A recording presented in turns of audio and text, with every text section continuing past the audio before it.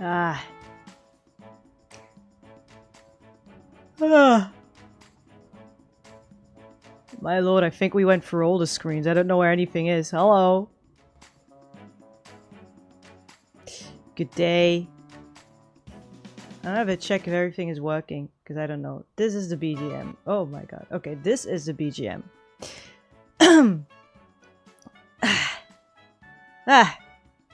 You tell me, is everything working?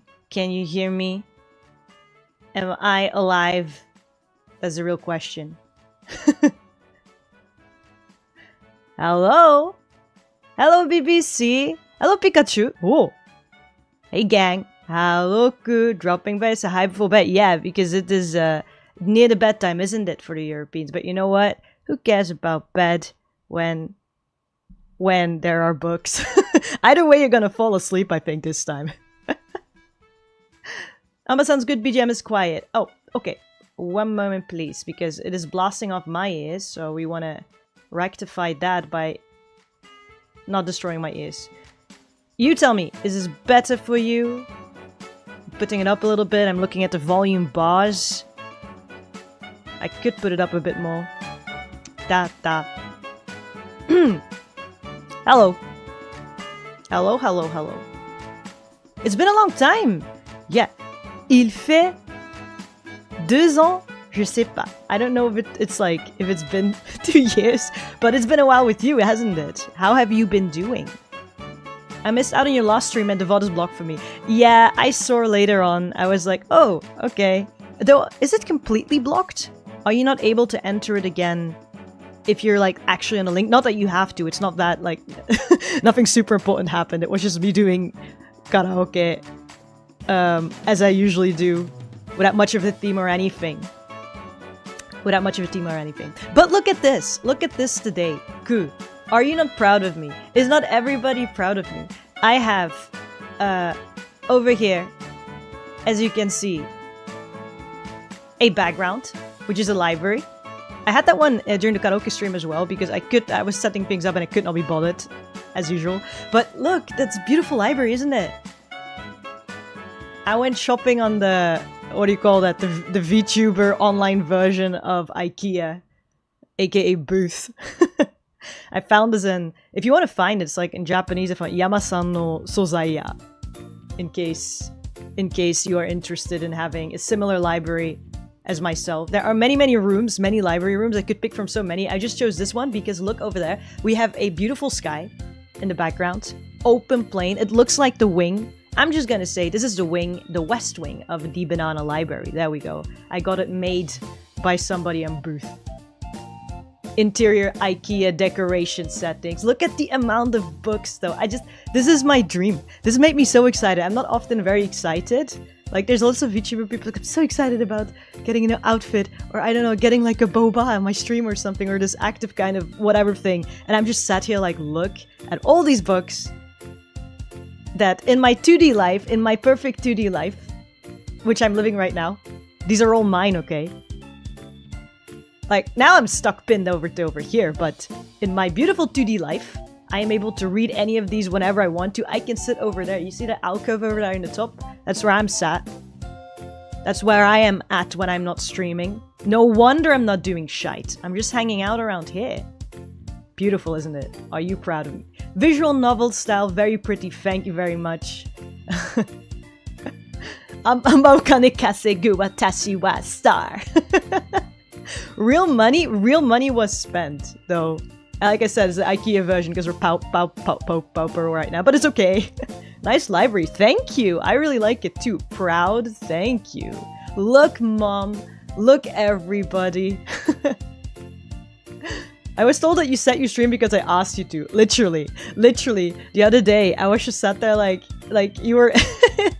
This girl, like Ku was in Disco, we had a call. Like, for some reason I still appear in calls and she was like, you have to stream, Amba, by the way. You haven't done that in ages. I'm like, oh yeah, right. Huh. And then I streamed. So all you have to do is ask. It's that easy. It's rare to see you stream, yeah. It is rare. And you know what's even rare? What's even way more rare? So I do hope you're gonna watch the archive afterwards. Is that I'm having a stream with a theme. Stream with a theme. Me? and preparation to some degree. What? Me? Because look at the title. It is half in Japanese but also half in English. It says I will be introducing 6 books. That's a promise. That's a contract. That is right now an obligation. It is a contemporary, I don't know, I just throw out words. It's a contemporary, obligatory, mandatory fact. A vow of brothers between blood and spit. Not spit, that's disgusting, but blood vow. That might be also disgusting and unhealthy. But that's what we're doing right now, okay? That's what I'm doing. You can see the number even. It's gonna take a long time, that I will tell you. But you can go through a few of them. And what types of books? Mostly Japanese literature. For which the reason is why and exactly why I reckon, I suppose, I've got a library now. Because it is a stream with a theme. Can you just... You guys don't understand. I prepped. Nobody does that in my life. Nobody does that in my... I don't do that in my life.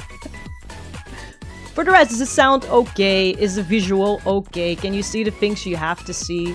Is the ganging?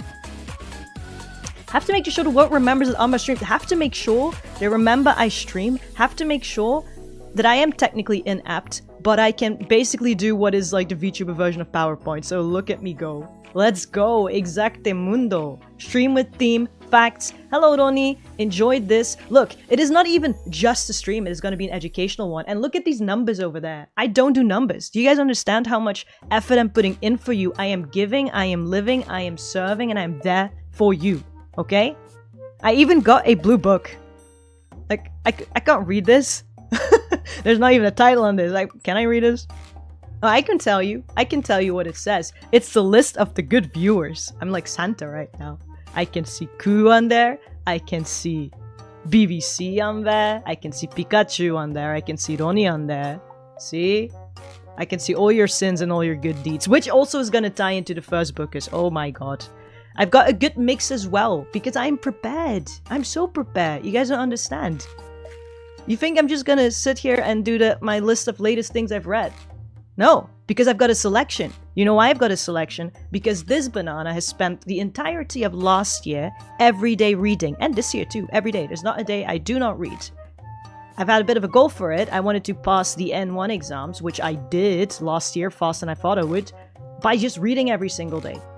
I'm not saying like finishing a book every single day, but I'm reading at least a page, especially on the train. So if you want any tips on habits for reading, that's what I've been doing. Yeah.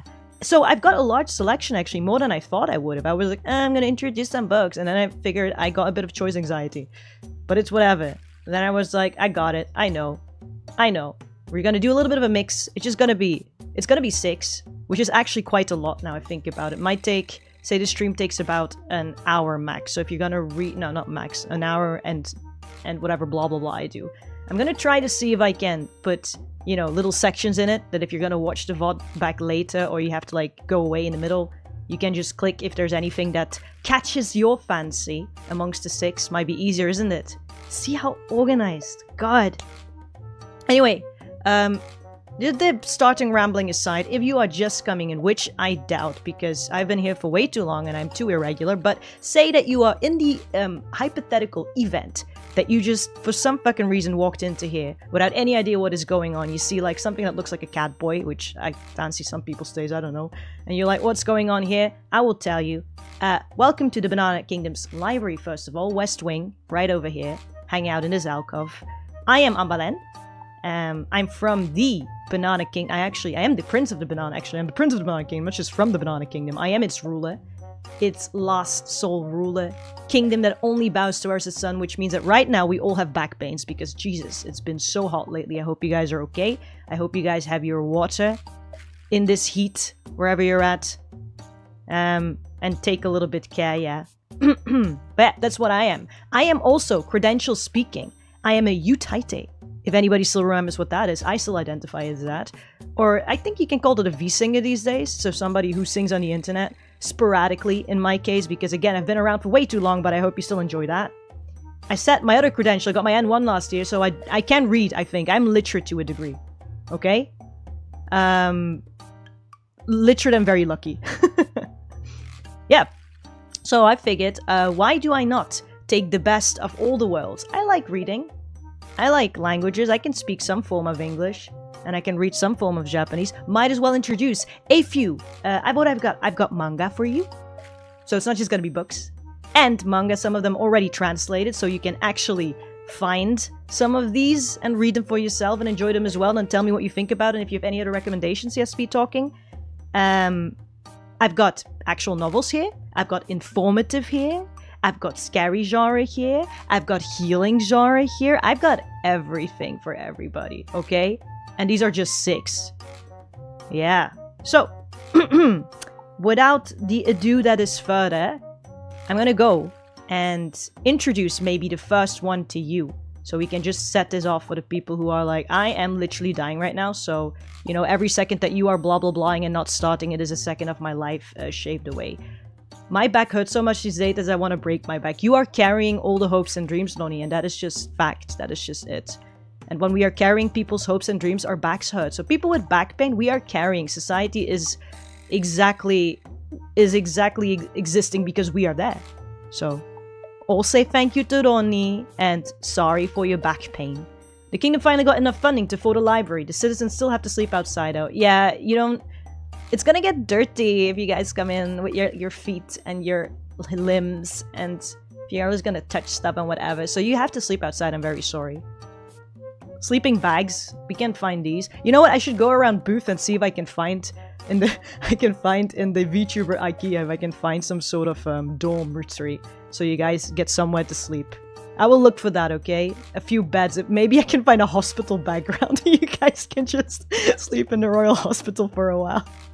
I mean, in some way we are all patients of society, aren't we? All the victims.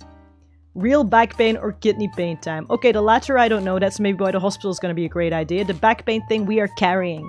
Ideals, dreams, and hopes. And education. Today's education. Came over to say hi, I hope you're doing it. 10 Creative Bees, hello, I'm doing very well. Look, I have a stream with a theme. That is all I've got to say. Hope you do take the time later on, when you do have the time, to have a look at the, what do you call that? At the archive of this. Because I put some effort in there, okay? I will put down timestamps, but look at me go. The books are in Japanese language? Yes, originally. But I do foresee that some of these are gonna get translated, so you're actually getting scoop news. You're gonna get it earlier than everybody else. And we all know I have very good sense, okay? Other credentials. Haikyuu, I predicted that. Yeah. I was already onto the manga before the anime was out, and the girlies only caught up later, and by the time I was nearly like done, I was over it, and everybody's like, by the way, do you know Haikyuu? Of course I know Haikyuu. I tried to tell you guys to read it, and nobody did. So you know what? Nobody listens to... I don't listen to your recommendations, nobody listens to my recommendations, and we live in peace, I think. We leave each other in peace. You can go out, hang out with your nerds, I hang out with my nerds, we kind of listen to each other, but do our own thing, okay? Real August vibes with the Santa. I don't know, it's from the last stream. For some reason people kept like commenting, what do you call, putting in emojis of Santa, which I'm like, it's August, but whatever. Like, I guess it's what's it called, Australian Santa. I even got the blue book, I can't read it. Mosaic book. I am moving up in the world, I'm trying, okay? Look, I want to give back to the community that's sleeping outside. Like, I feel so much for you guys. I would give you guys cake, but I've already eaten it. You know what I mean? It was me at... Oh, don't say the secret words, okay?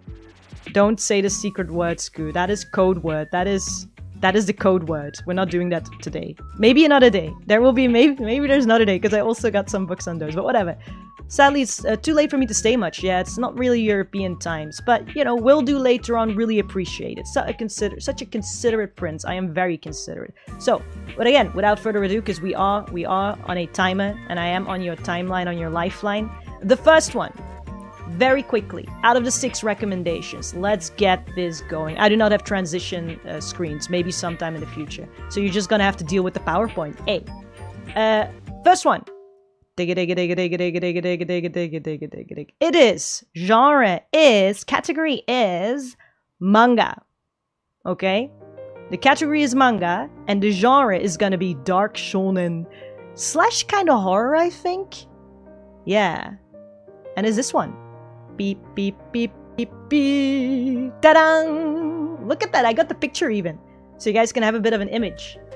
it has the Japanese title right on the cover. So if there's anybody who does read Japanese or prefers that, just look at the bloody book cover. There's an image right there. I think there should be. I hope it's appearing. On the left side on the bottom, I've got the English title of it. It's called Asura's Verdict in English, I think. And it's by Unohana Utsugi. That is the actual author, and it's published by Shueisha, coincidentally, in 2024, I think, yeah. So it's actually very recent, last year. Yeah, it's from last year, actually. 2024, so more recent, you don't get it. Okay, and this one, I can predict to you guys, to everybody, this is a novelty. You're gonna get an anime out of this, so be on this very quickly. It is right now published by Shueisha, and there is an English version actually out on their website. Do not tell me, like, don't ask me what the website's name is. If you type in Shueisha, I think, Shueisha and then Asura's Verdict, you're gonna find it. Now, I tried to open the page. I can find the website page, but I cannot actually get on it because I'm in Japan and Japan blocks it. They're like, get on our side. So I'm like, okay. But I can at least tell you. I can read the no. Hey, that's very good. There's lots of no's in Japanese. This one is called Asura's Verdict. Asura no Sata in Japanese. Yes. Dark shonen genre. So if I'm going to introduce this one properly, let me actually look, because I did have to write something down because I keep forgetting. No, I actually only wrote the name of the author down because I kept forgetting the name of the author, didn't I? Yeah. Okay. Yeah. So basically it translates, it says Asura's Verdict. It can also kind of translate, I guess, to Asura's, well, we just say Asura's Verdict actually. It's fine as is. So I'm gonna start this actually out in, I guess, like 5 sections.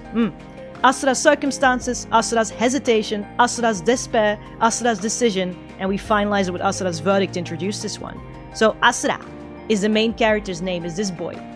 You can see from the looks of him, he's got like the black gakuran, what they call the black school uniform. He's got a bit of a key and something that looks like some weird-ass door, something in the back. All of these are related to each other, okay? So the main character's name is called Amashiro Asura.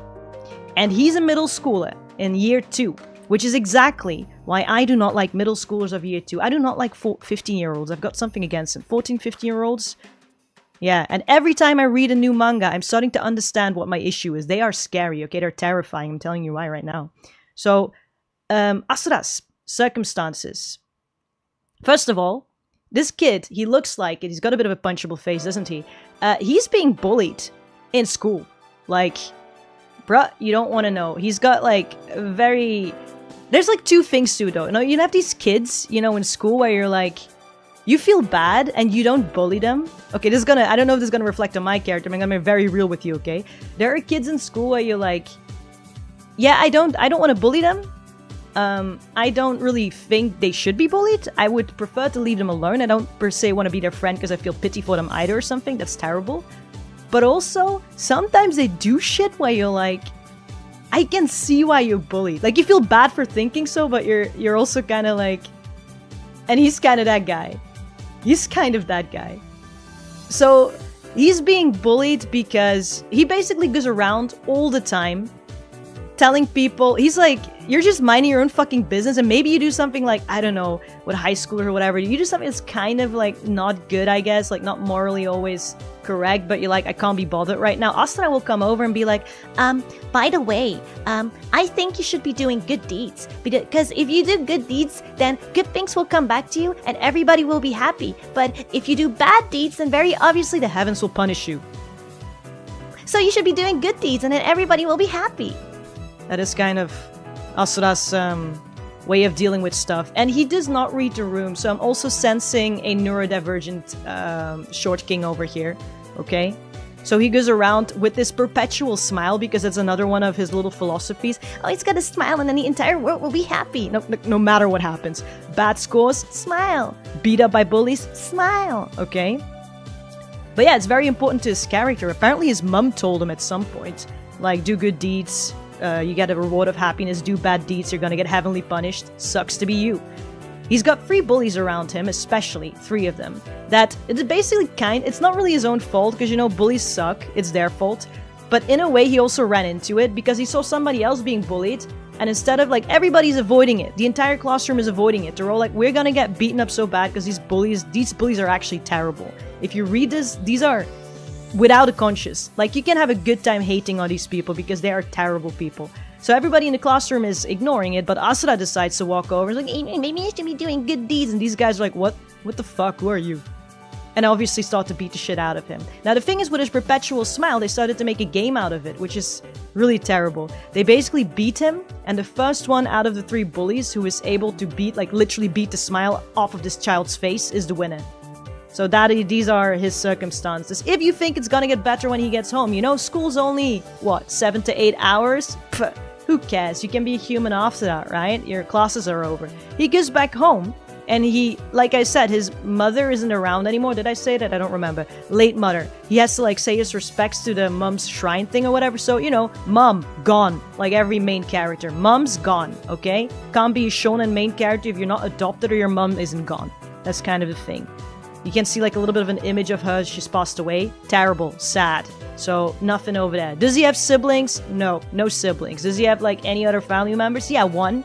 A grandma. Oh, grandma. Healing. Good. He can speak to his grandma. Things will be great. Yeah, you would think so. She's not a bad person, but psychological damage much. She's a little bit, what do you call that? I don't know if I should say those words, but no, it's true. She's a little bit, I think it's a form of dementia or something she has, because she keeps confusing him with his grandfather sometimes. So they're out to eat, right? And he's got like a terrible day at school. He got completely beat up until he couldn't smile anymore. Basically, that's until the point of vomiting and blood. And he's like walking home. He's also a little bit weird, right? Because he's smiling again. He's like, oh, but you know what? I helped a granny cross the road, and that's why the onigiri was like half off. You know, it's such a good day. Like, disassociating this child, okay? My child is dissociating. He goes home. He goes to eat. And the grandma serves him like what looks like a toilet brush. And she's like, you should eat this hamburger. He's, what? Grandma, this is not a hamburger. I think this is a toilet brush. And then she starts freaking out. The grandma starts like screaming like, when we started, like at the start of our marriage, you weren't like this. And you would be so kind and you'd be so lovable and whatever, really. So this guy is suffering. This child, I feel so bad for him, okay? So there's not much healing there, but if there's one thing, aside from his 2 philosophies that keep him alive and keep him happy, it's obviously going to be a dog. So he's got this cute Shiba Inu who has like a little bib, and I think the name is Padore. So after going through all that, he's got like a few minutes or at least an hour back home where he gets to talk and confess everything to the little Padore, to this dog, right? He's like, oh, all of these things happened today. But you know what? I helped a granny cross the road and I picked something up for somebody. Saw some littering and I threw that away. And then the onigiri was like half off. So I guess, you know, good deeds always have a reward kind of thing. And Padre is just like, wow, wow, like having a good time. There's healing in this, okay? That was like one of my rescues. Because you know it's anime. If the mom's gonna be dead, then the one healing factor is also gonna have a breaking point, right? So, and I'm only talking about the first volume right now, okay? So, we love Padore. We stand Padore. Dogs in anime are usually good, okay? Reminds me a little bit of the anime I watched recently, Takopi. Yeah, dogs are good. Chappi was peak. Chappi is my favorite character in that anime. Anyway, if you've watched it. Then at some point, this is all within one day, so I'm not even spoiling that much. You're reading the first chapter, I think. Then he walks to get some dinner or something. And as he's walking back home in the evening, it's like, from an alley where all the reputable information and things come from, there is this old guy is like, shh, hey, kid. Now at first, he's kind of trying to ignore it, but then he turns around because he's like, okay, this guy keeps talking to me. In an alley, like the smallest fucking alley ever, there's a stall in there where there's an old man sat atop the stall. And the moment he turns around, the old man goes bonkers because like, oh, you can see me. You must have had a lot of suffering going on. Your life on Earth must have been hell to be able to see me. Which is, you know, usually not a good thing when people tell you that. Like, I would just assume drugs, to be really honest, or something really bad. But either way, he goes to the old man. It's like, okay, old man, you know, my other good deed in the day. What's up? Old man goes like, I see you've been suffering a lot. I've got a suggestion for you. I've got this for you. That's a key. Yes, that's a key. It's not just a key. It's a very special key. This key, if you use it, you take up the key, you put it into the forehead of somebody and turn the key, you will open the gates to hell. And whoever you put that in the forehead of and turn the key for will be dragged to hell. And you can have it for like relatively for free. Like right now, you don't have to pay shit. You want it?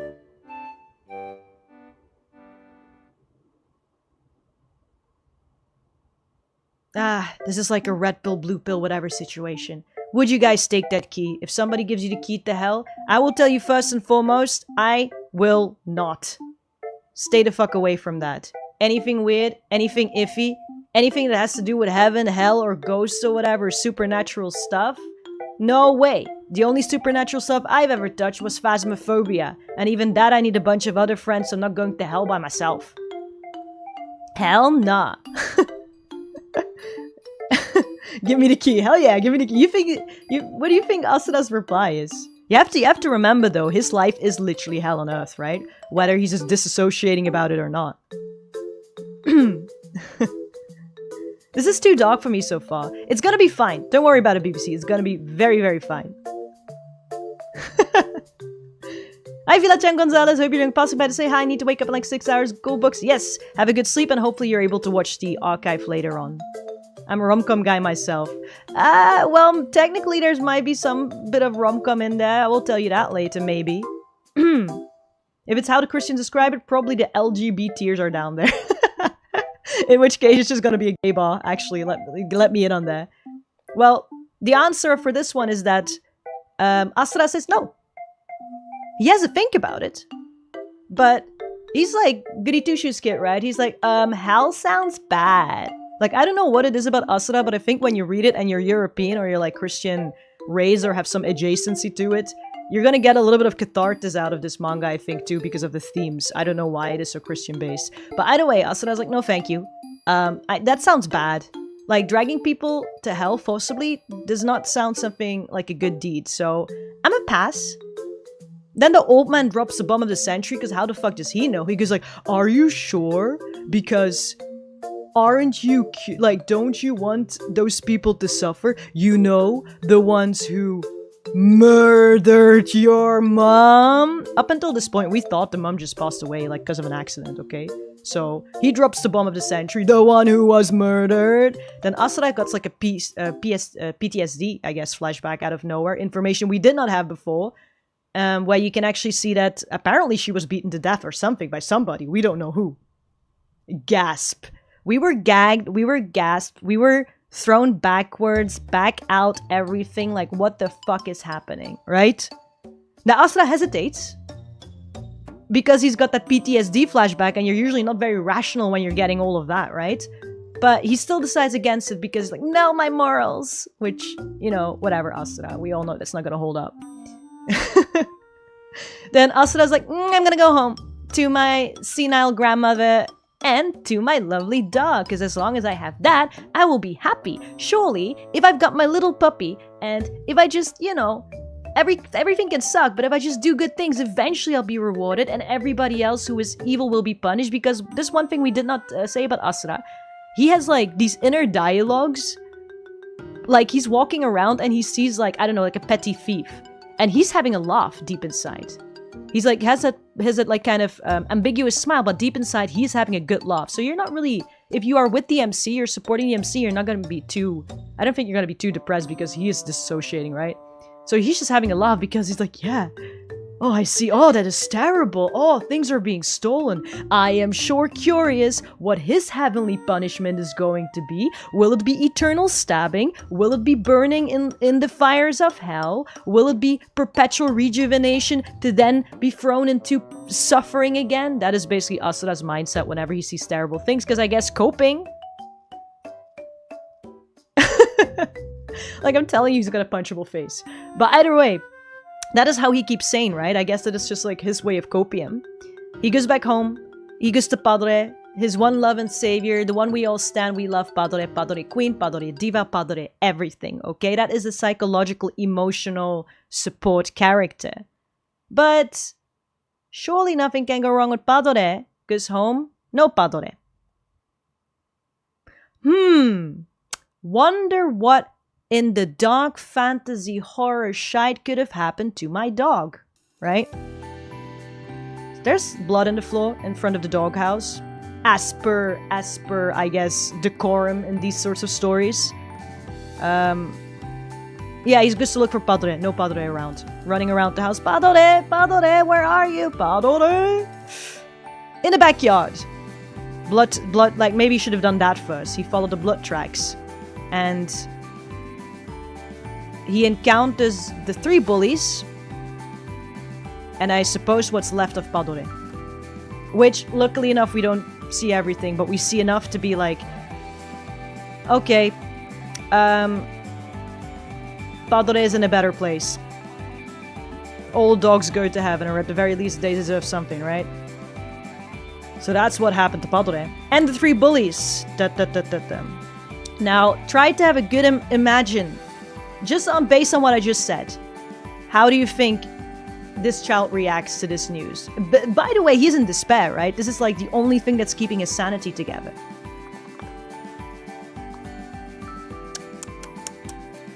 I'm giving you a minute to think as I sip. I feel like those singers who like forget their own lyrics and are like, everybody sing together, and just points the mic at the people like, you guys do it. I need a moment.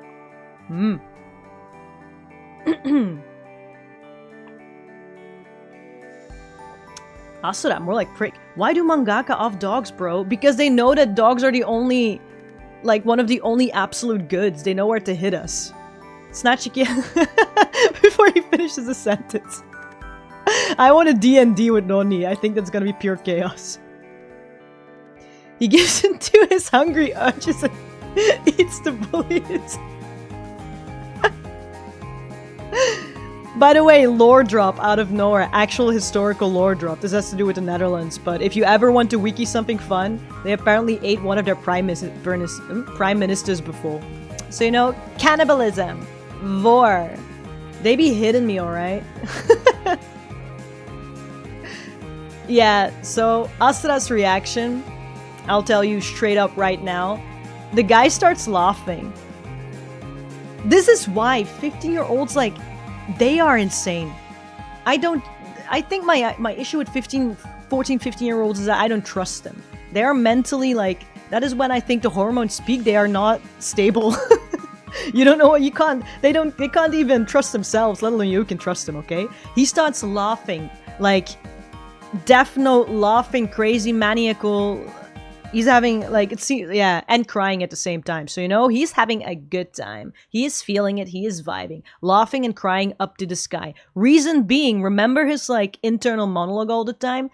He's like, finally, right? Because he's been hating these bullies for a while now, right? Finally, this is when it's gonna happen. This should be it, right? This is the moment. It can't get any worse. They killed a dog. We all know dogs go to heaven. Dogs are like the ultimate good. If you're gonna kill a dog, shit will go down with you, right?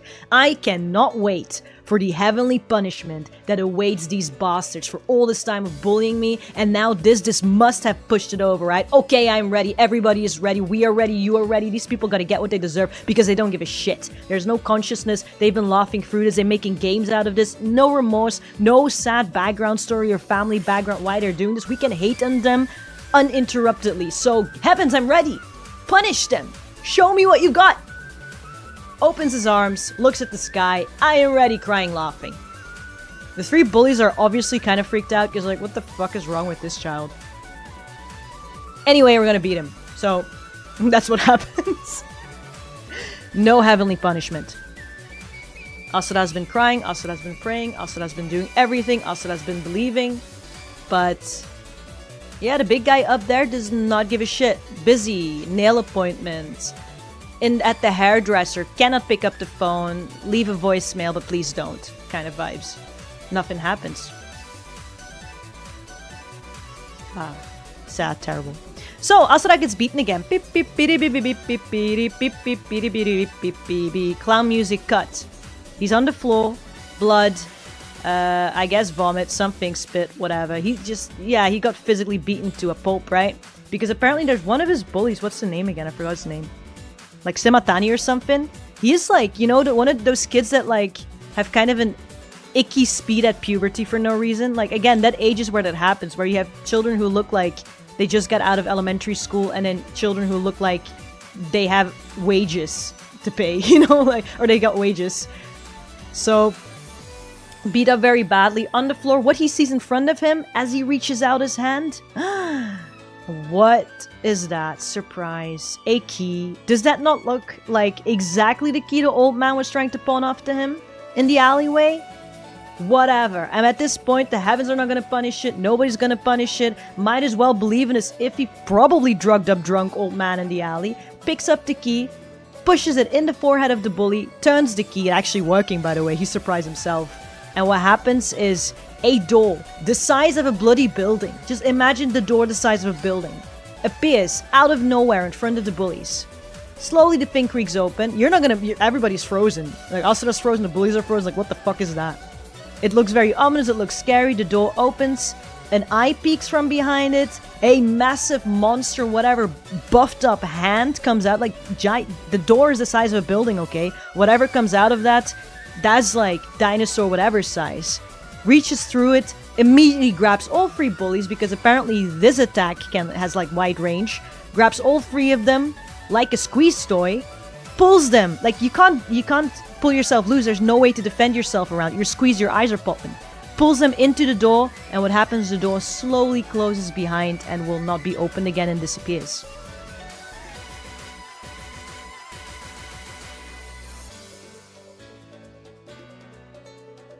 Well, guess Asura got over his hesitation, Asura got over his despair, and we got to Asura's verdict because my guy, at that moment, full-on Yagami light mode is like, what, this works? In other words, if the heavens are not going to punish all the evil in this world, if the heavens do not answer, as any 15-year-old does, right? That's like the Chunibyo time. Then, obviously, I shouldn't report this to the authorities or, I don't know, like a voodoo master, guru or whatever, and there's no adult that's going to be involved in this. I should be doing it. If nobody else is going to do any sort of heavenly punishment, then of course I should be doing it. I can make everything right. And then the world will be a happy place. Because, you know, if there's only good deeds, I just have to warn people. And then the people who don't listen, you know, they'll just get punished. That's just how it happens. You make your choices, right? You make your bed, you lay in it. And then slowly all the bad people will be gone. And only the good people will be left. And we'll all be so happy.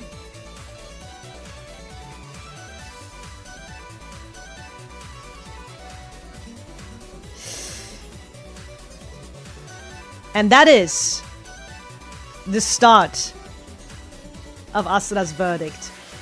The premise.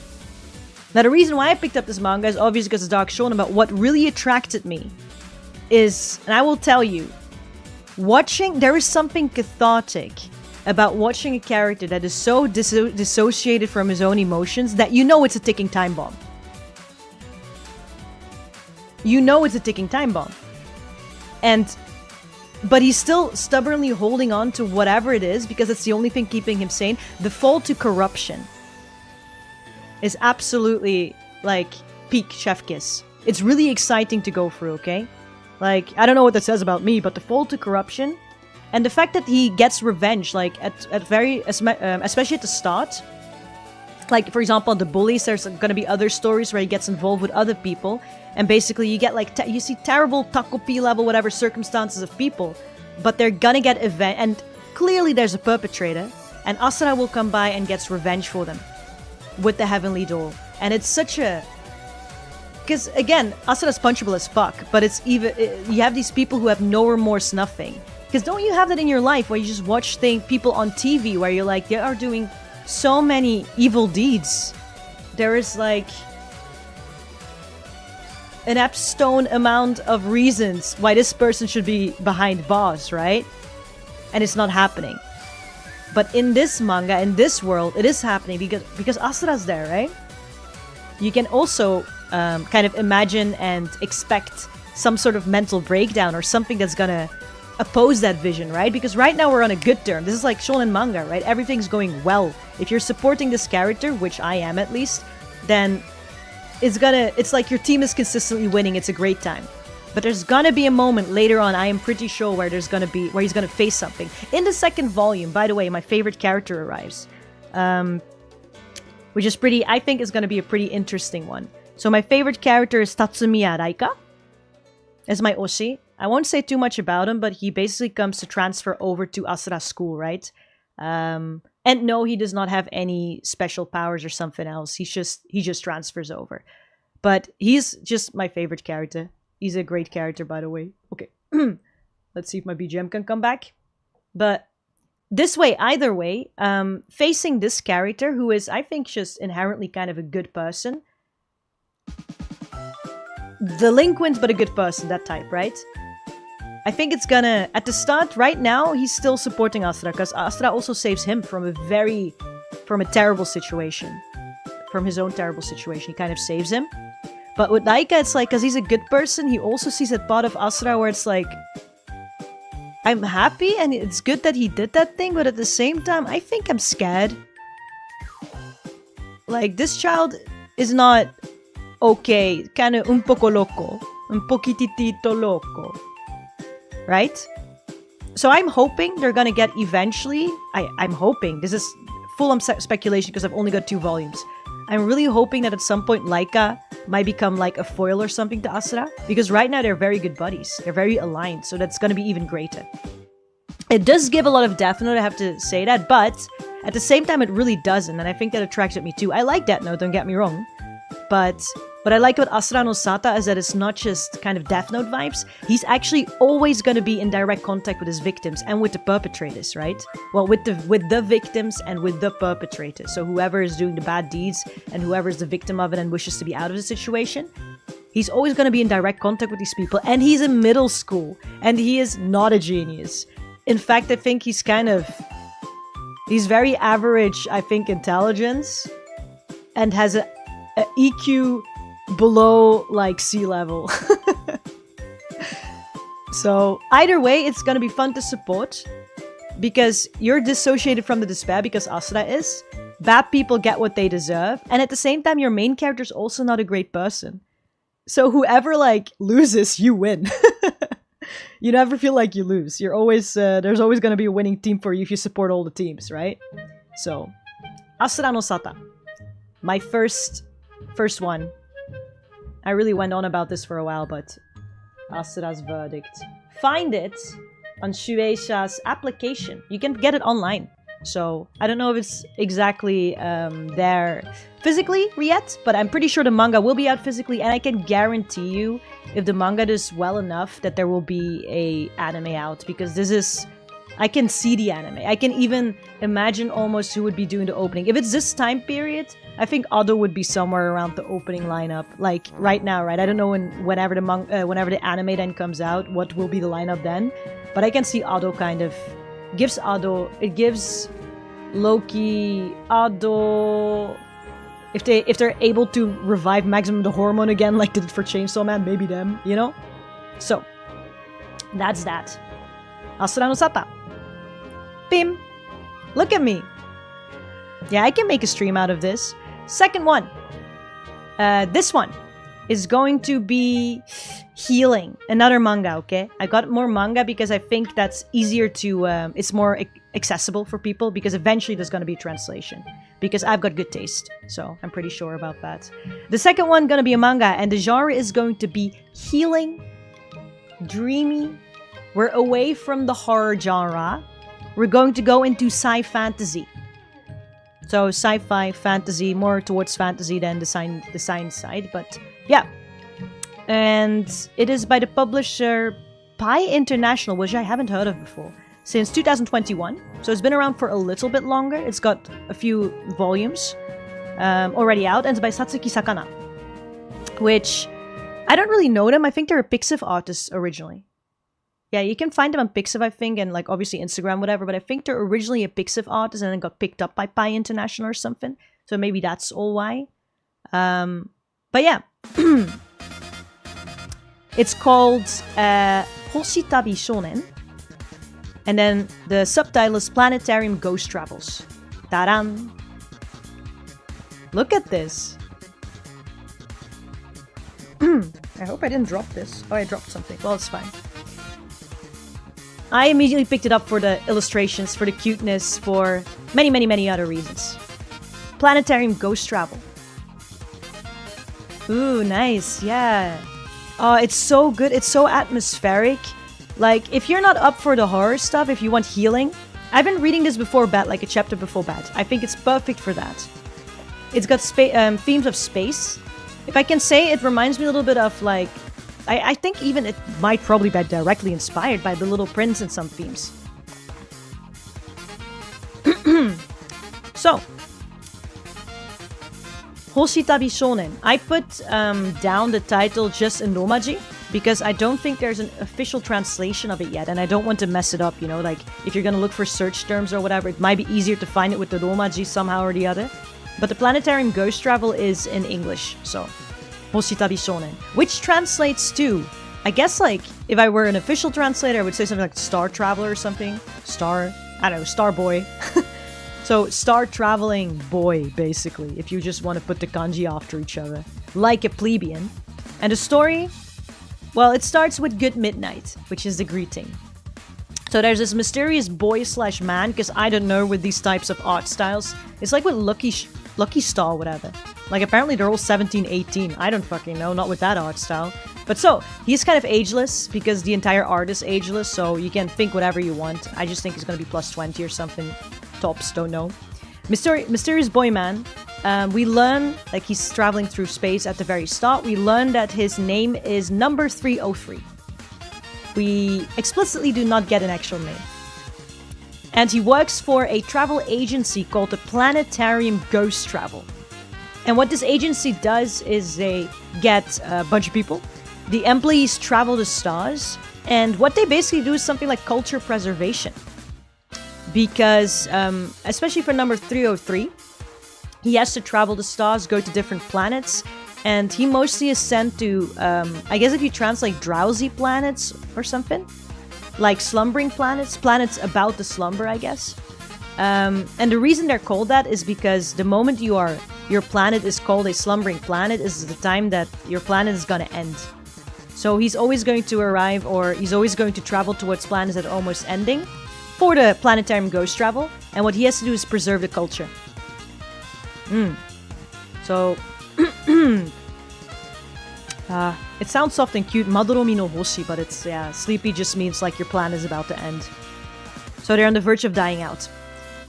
He travels to these planets, and he tries to record language, he tries to record what gadgets they have, the culture, talks to the people. And the interesting part is that, like, if your planet is about to end, because apparently it's falling asleep, which I will explain about in a bit. But wouldn't you panic? And most of these is like only a few people left. Like he arrives there and he has to go travel for quite a while to find like maybe 3 people tops.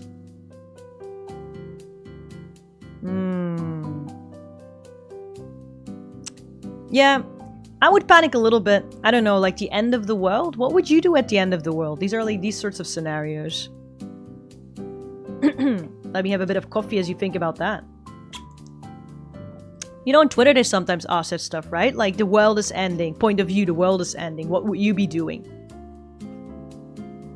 Say it's like the last few days. You get like 3 days, maybe tops. I saw some person who was like, something about the world or the internet ending or whatever it really was. They said, I would immediately download, like immediately spent my time downloading all the pictures and memories I have with other people. Which is a nice one. Just accept the fate. But what does accepting the fate look like? Like, those are words. What does it look like? Are you just gonna be chilling? Are you gonna watch Netflix? Like, what does accepting fate physically look like? That is actually my question too. It's an interesting one. As I'm gonna pick this up. Hold up. Hey! I knew I dropped something. I would eat a lot of snacks. Honestly, yeah. Who cares about diet and health? Just go outside and think about life. For 3 days? Be with family and friends for me. Yeah. Like, at this point, who cares about the pricing of your plane ticket, right? Splurge on food, yes. Actually, if you've got 3 days, and you're sure about it, right? Wouldn't it be... I think it might be fun to just immediately get all the money from everybody and just buy something ridiculous and enjoy that for like the next 3 days. Like like a fucking like ask your family and everybody for money, and I would just buy a literal physical historical castle somewhere. I just ask all my friends to pull all them. What are you gonna do with all that money? Nothing. The world is ending. Which is like, given that people still believe in economy, which I think capitalists would, right? There's always gonna be people like, the world won't be ending. This is a hoax, you know. The government wants you to think those kinds of stuff, right?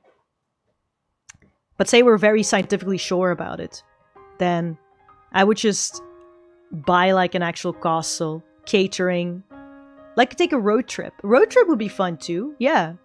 Go somewhere you've never been. But honestly, if you want to be with family and friends, I would just get like the biggest ass bloody castle millionaire thing and just gather all the people I love there.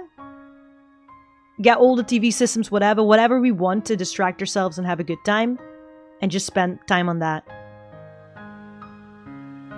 Yo, I don't think my circle got that kind of money. If you pull it all together, like everybody pulled together. See if people will let me look into their homes. Explore people's houses. I was also thinking that maybe I would just open up the castle or other stuff to everybody. Because, or just spend like a shit ton of money on like, I don't know, people in need or something. Because I'm also thinking like, yeah, I'm also thinking like, but there's also people who literally have nobody. So, at the end of the world, like, I'm not a social beast. I'm not always going to be comfortable with it, but for 3 days I can probably handle random people. Like, I don't think people are gonna crime at this point anymore. It's the end of the world. Nobody's gonna give a shit. And for the people who have been loopy since before, it's the end of the world. Guess you were right, so now you're normal again. Bee-hoo, you know? Anyway, these are many reactions you can have. I think that the people of these ending stars, these stars that are going to slumber or end, are actually quite similar to what you guys were saying. I think they also accepted it quite quickly. And a lot of them just choose to continue what they were doing anyway. Because I guess when he arrives there, a lot of the people have already fallen into a deep slumber. Because I didn't tell you that yet, but how the planet ends, it means the living creatures on it end. That's how the planet ends. The planet itself will not explode or anything, right? And that goes due to the Tobias tree. The Tobias tree is something like a phenomenon. It's kind of like almost like a disease that enters your planet at some point. It's literally a tree, but it's got some sort of, I suppose, some sort of poison to it that spreads and that makes people fall asleep eternally. So it basically announces the end of your planet. And I don't remember how the first Tobias tree gets to your planet or whatever really. But the issue is that you can't really approach the tree. You can't cut it down or burn it or whatever because you'll literally fall asleep. And the closer you get to it, the faster the process will be. If you start touching the tree or you eat one of its fruits, instantly fall asleep and you'll likely also turn into a Tobias tree. So there's not really... It's inevitable, basically. You can't do much about it. So if it's going to be a peaceful slumber, it's not going to be a violent death or anything, yeah. Just, I guess, live your life, do whatever you got to do. One by one, people will kind of fall asleep. So you'll see it happening. You'll know it's going to be me next or whoever next. If it's going to be peaceful slumber, Watch Anba cook behind the glass. That is what the premise that I would choose to spend my remaining days learning how to cook for some reason. I've always wanted to be a tree. Well, if you can practice with the yoga poses. But yeah, our boy traveling, the reason why number 303 is chosen is because he is, I guess, immune to it. He even spends his time like eating those fruits. And when he eats them, he's able to see the memories of the person this tree used to be. So you can talk to the tree, whatever, but the tree doesn't have a soul anymore, right? Like, you are gone. But the fruits itself somehow, like almost like a memory saving card, regardless of, it's not like it's in the personality of the tree or whatever, or it's still got a heart. No, it just literally saves, I guess, like some sort of external hard drive, your memories. And then he eats them and kind of records them, I guess, for the job. That's maybe why he was chosen to do this one, right? And that's kind of, I guess, the start premise of it. I've only got the first volume, right? So for Asura's Verdict, I got 2 volumes, so I could kind of talk already about how the story pacing is going to be at the start. But this one is Not yet. I've only got the first volume. I kind of got the premise of like what he's doing, and I saw like maybe 3 stars that he went to. And at the start, you're just going. It gives a little bit Kino's Journey. Do you know Kino's Journey? It's maybe a little bit of an old one. It's one of my favorite, I think, novel series. It's also got an anime. It's quite old though, but I really recommend it. So this kind of traveling, each planet has its own philosophy. You'll learn something from people's attitudes to their memories and what they consider to be important or not. And it's just beautiful. It's a beautiful manga. It has very cute style, but the simplicity is it's not simple. It's very efficient drawing. Like, I don't know how to say how else. The simplifying is very satisfying to see. Mystery vibe, dreamy vibes. The mystery, for example, is like, who the hell is 303? Because his co-workers do have actual names and have an actual pause, but he doesn't. And apparently, what is kind of revealed is that he sometimes appears in the dreams of some of the people who live in slumbering stars. Why, we don't know. And when he appears in a dream, so what he looks like, he's got the scarf. You can see it on the cover a little bit. Maybe if you can zoom in somehow. He's got like this red scarf always on. In the dream, he doesn't. He's got bandages around his neck. And like right now, as we're in the current time period reading it, his right leg, which coincidentally is also my right leg, like same thing, we all besties. He's got like, I guess, an issue with it. Well, in his case, it's completely gone. It's like replaced with sort of a brace, artificial kind of leg, I guess. But that's not what's happening in the dream form of him. When people dream of him. And I don't know, like, I think one person saw him at the beach or something, and then he actually appeared. And when they mentioned it, they're like, by the way, this is gonna sound super weird, but I think I saw you in one of my dreams. Like, you were just hanging out, but and you didn't have your scarf on, but that's what I saw. And he kind of goes like, no, I think you're wrong, but that was clearly him, you know? Kino's Journey, this is giving Kino's Journey. This is also giving The Little Prince, especially with the theme of the tree that's basically eating your planet. Because in The Little Prince, it was happening with, I don't know if anybody read the book, but with the boa boa tree, which at some point in the story of The Little Prince, he talks about this tree that if he does not pull it out, the weed regularly, the tree will continuously grow and take over the planet and basically eat it. So he's got to take care of that. But that reminds me a bit of the Tobias tree. Like, it's kind of an inevitable end that you can't do much about. He's got a right leg, I've got a right leg. We're basically the same. We're twins or besties. I really liked the character. That's also why I continued reading. Obviously, there was like the art style that I liked, the facts about space and everything. When I had the book in my hand and I flipped it over on the back side in English. Oh, I have the book right here. I can tell you. It's really fun because of the world building. So if you like world building details. It is in a sci-fi, like, sort of a future fantasy world, and it's giving early Dragon Ball Bulma with all the inventions, and it's got details to it too, and very cute drawings. So, for example, the thing he rides looks like kind of a one-wheel kind of motorcycle thing, and it's called a passo. And in English, like, even if you buy the book in Japanese, in English on the backside it will have today's recommend travel item as like a theme for each book, where you're introduced to some of the world-building gadgets. And the Passo is an automatic unicycle for one person, equipped with a homing function. It can return home after a long trip without getting lost. Now look at that English! That's perfect English! Nectar cigarette. These sweet cigarettes, steeped in flower nectar, emit vapor, not smoke, sold as a set of 12 in a special cigar case. Tia Flica. A tea extracted from a rare flower called flica. The perfect accompaniment for nighttime reading. It relieves drowsiness and improves concentration. ADHD, besties, crowd, nakama friends, let's go, we need tea flica. I don't know if sounds like it would function like organic Adderall.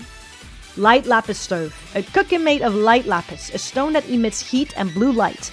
No way to adjust temperature, so best keep an eye on things cooking. And it's really cool. It's like you've got like this little, I guess, camping set, easy one. You put the stone under it and starts heating it up. Card game called Voyapoke. A card game in which players create a travel plan by combining 5 cards and compete for points. The cards depict various scenes and dishes from different planets, the variety constantly increasing. also a popular collector's item. So you get a really solid idea of the world. Like, I don't know. I love stories where as you're reading it, you can imagine an OC. You know what I mean? Like an original character, or yourself if you want to, in the story. And like what you would be wearing, what you would be driving. Maybe invent new inventions that could kind of fit the imaginary restrictions or range of fantasy in the world. So yeah, much recommended. I really love it. And especially before bed. So maybe for some people around now. Like each chapter, it's not too long. It takes, in Japanese, it takes me like a good few minutes because I'm also staring at the space, like the drawings. I love like when they're in space, and because there's no sun on any of the planets so far, so you've got like a really starry sky. For example, one of my favorite places is a library. There's no roof, so you can consistently, or maybe it's a glass roof, I don't know, but you can consistently see the sky, and it's like a little city where there's a river going through the library. Like, so don't think of a building. Think literally of, like, the bookcases everywhere. There's even bookcases that have stairs to them. And then they lead up to a little room in which more bookcases. Like, those kinds of... Oh, I love these kinds of things. Like, itty-bitty world building. Oh, just so cool. Like, at some point, I think they're even gonna swim in the lake. They're not supposed to, right? Because you basically go through the library with a gondola? Gondola? Like one of those boats. You row through it. Really cool. Yeah, just... Oh, like, I can go to the page right now. Like, you can't see it, but... My lord, please get the manga. And if you just want to enjoy another world, because this one really takes you out of reality. Like, when I'm stressed and I read this in the evening... And no stress. I'm living in this world then, because it's such a different atmosphere. Like, you have to adjust your brain to the atmosphere that by the time you're reading it, that's part of it. And like, when they're in the river, because it's consistently night, the stars reflect into the river water. So it feels like you're swimming in the stars surrounded by books. Yeah. Anyway, you should get on that. You should see that. You really should, my lord. It's called...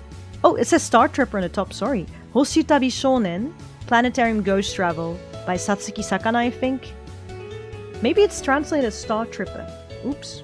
Yeah, have a look at that if you can find it. I don't know if it's in English yet, but I'm pretty sure it will be. It's quite popular over here. By Comics is the, yeah. In this river aesthetic, yeah. That's for the second one. So, what should I call this? Maybe I can call it Star Tripper then. Star Tripper Planetarium.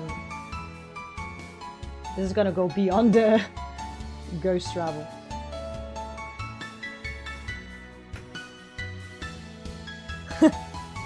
It's got a ring to it, yeah. I had like Star Traveler in my head, but you know what? Star Tripper's good. Ta-da! Second one. Yeah, this is gonna take a while. Maybe next time I should just do 3 manga. But it's okay. We're almost through the half of it already. Next one. Number 3 is going to be a novel. This one is like a proper novel. Much recommended though. We are going into the genre of sci-fi and one of my favorite genres, dystopia. I guess the previous one is also kind of dystopia, but not really, right? This one is proper dystopia. It is by a publisher called, I guess, originally Faber and Faber. Don't get me on the pronunciation in English. Faber and Faber, maybe? Faber and Faber. And it's from 2021. It's by Kazuo Ishiguro, who's a Japanese-born British novelist. And he's won a Nobel Prize before, just so you know. It's like... good one. And it's called Klara and the Sun. Maybe you've heard of it. I put the English title down because there's a proper English title. There's also going to be a film of it in the near future.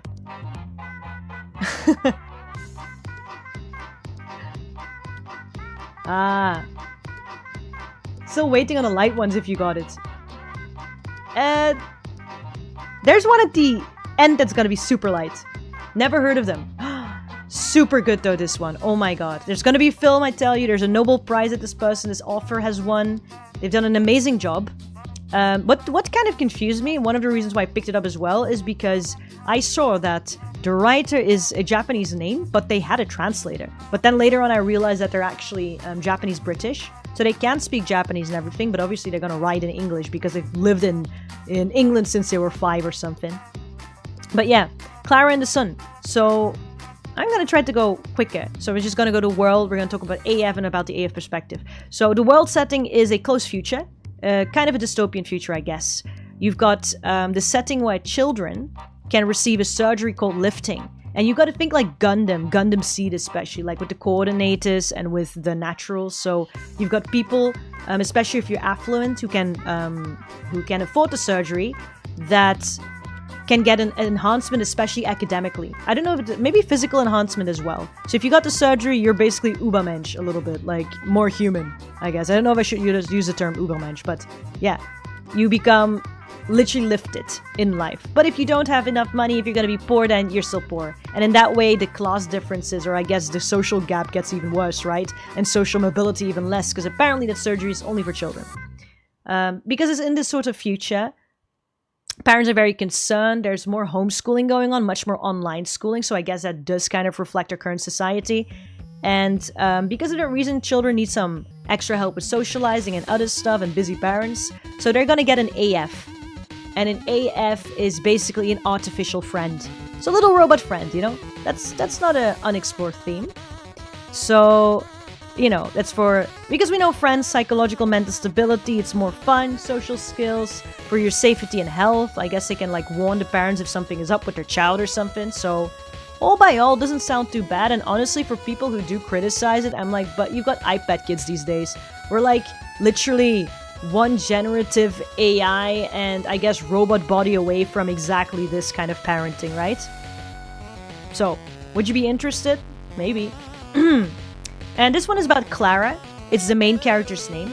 And Klara, interesting thing is that the main character is an AF in this story. They are an artificial friend. So we do not get a human perspective. We're getting an actual robot perspective. And a really cool one at that. So the AF kind of, they recharge with solar energy.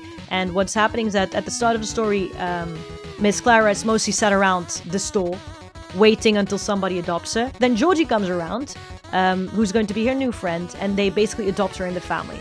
So she becomes part of Georgie's family. Georgie's kind of a sickly kid, but overall she's doing alright, family's doing alright, whatever really, until Klara discovers, I guess, the secret of the family.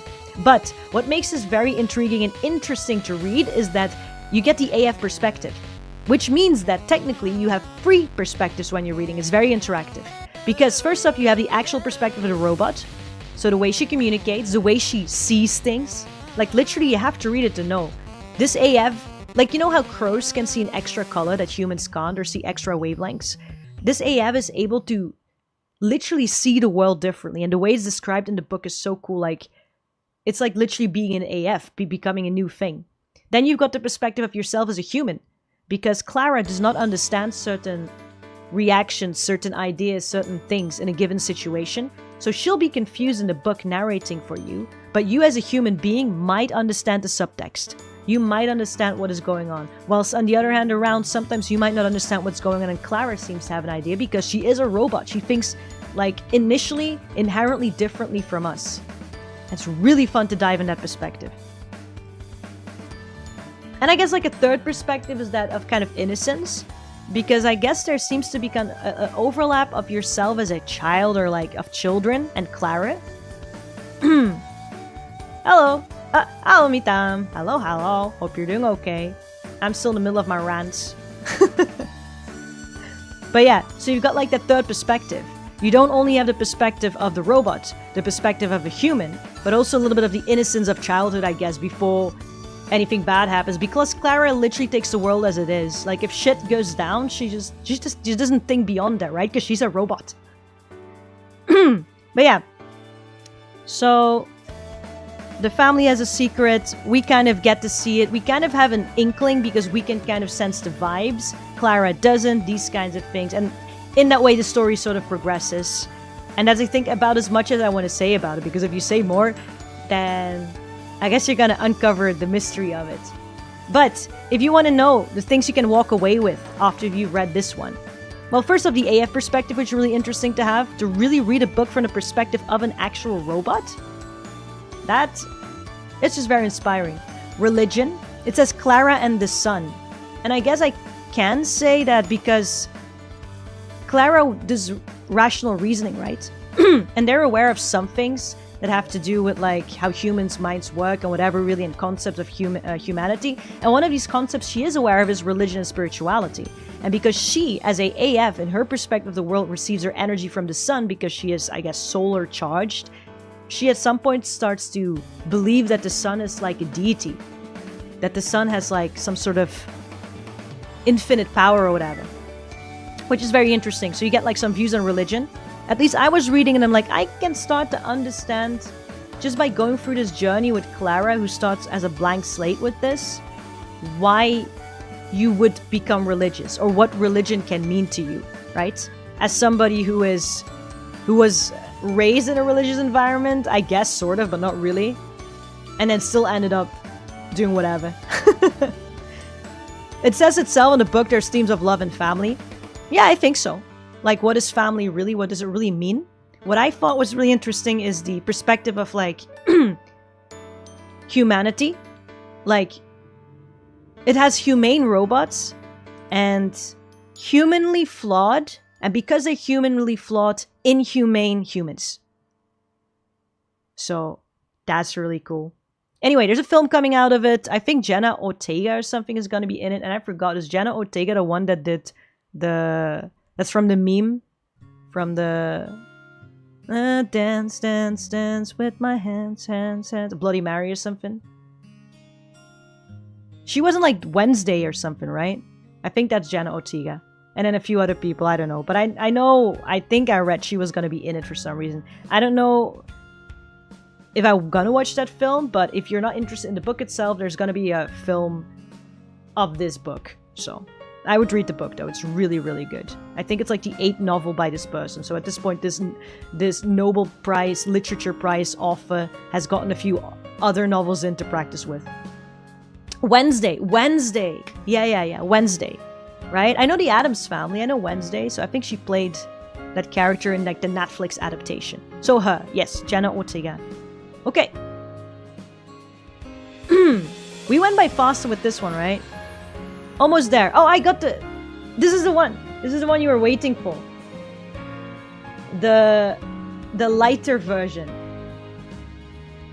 The lightest one I've got on my list. This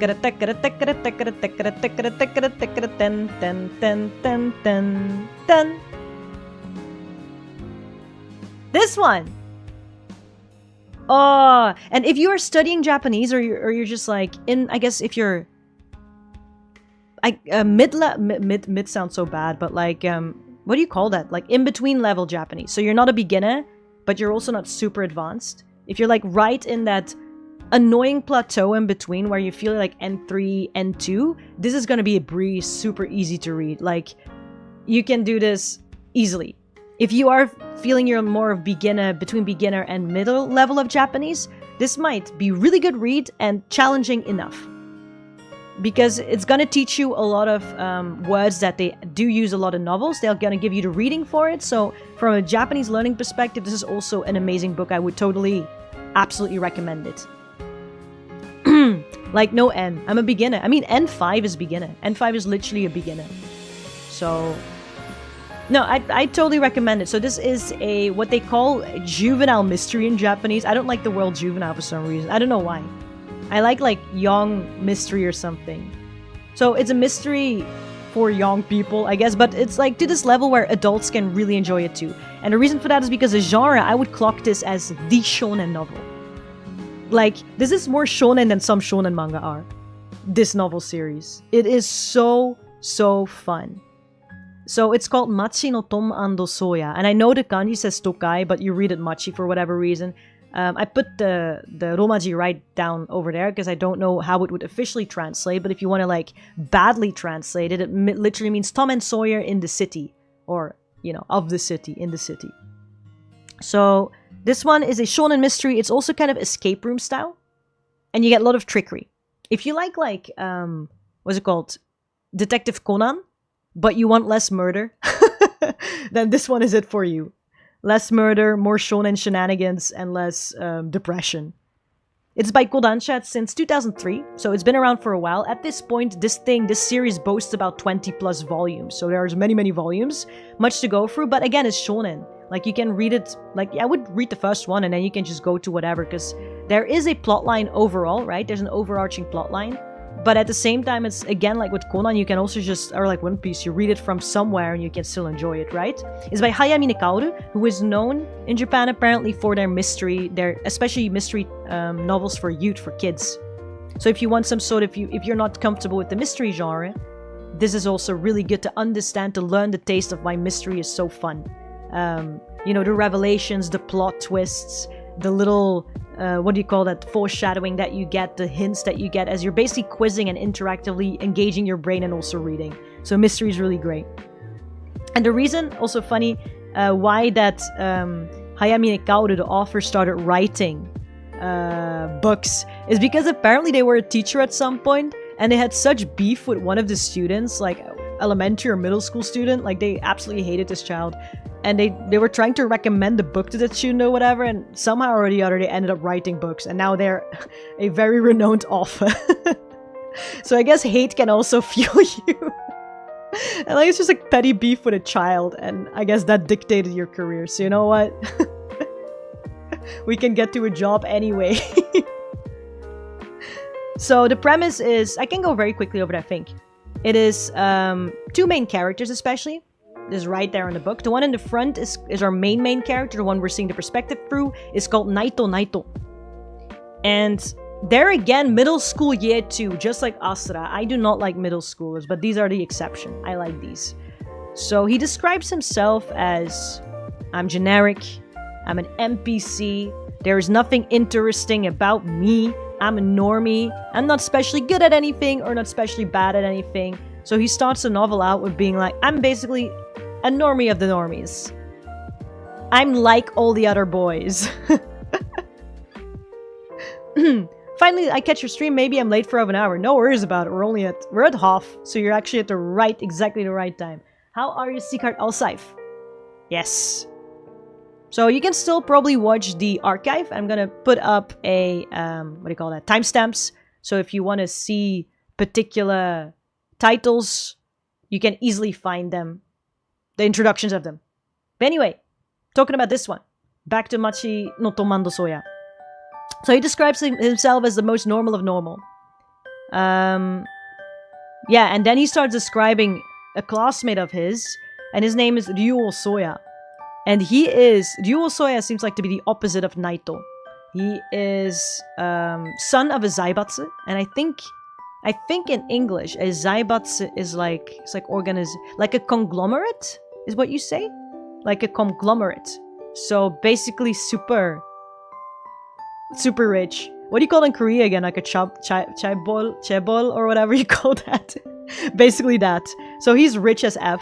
He's got like his own bodyguard running after him and everything, right? And he's a middle schooler, who cares? But yeah, I guess he gets kidnapped or something, I don't know. He's a genius. Amazing, always top of the class. Apparently he's also super handsome. He's like having these Sasuke vibes. Like, he's not that grumpy as Sasuke, but he's just kind of sitting around and girls are attracted to him like flies. I don't know why. We don't know how. I guess because he's hot. He's the guy in the back with the glasses, by the way, so... Even with his glasses on, he's hot, but he only takes his glasses off for me kind of vibes. Like, oh, he's so cold, but I can fix him. Is probably what the girlies are thinking in class. But anyway... He seems to be a far existence from Naito. Like, Naito really puts himself... I guess he doesn't have a lot of self-confidence or something. He's like, yeah, we're from two different worlds. Also, we never talk. Like, there's no reason because we have no relation. That guy, Soya, is like a different layer, a different specimen of humanity compared to me, right? And he goes about his life. Hey, Goto! Dog Blue Cat. Hello. Hope you're having a good time. So... Then, the story starts with basically all of that, introductions. And then, Naito, I guess, he goes out into the city at some point. I don't remember why. Like, he was trying to go home. Kids are always trying to go home and shit goes down. So watch out when you're walking home in Japan. He's going home and he sees Sawyer. And Sawyer is clearly wearing different clothes than what he does at school. He's clearly acting kind of shifty and shady. So, you know, Naito is like still a little bit in his brat era. So he likes to be curious and go around making choices that probably he shouldn't be doing. But whatever. He's like, I'm going to follow him. So he starts low-key stalking Sawyer through the city.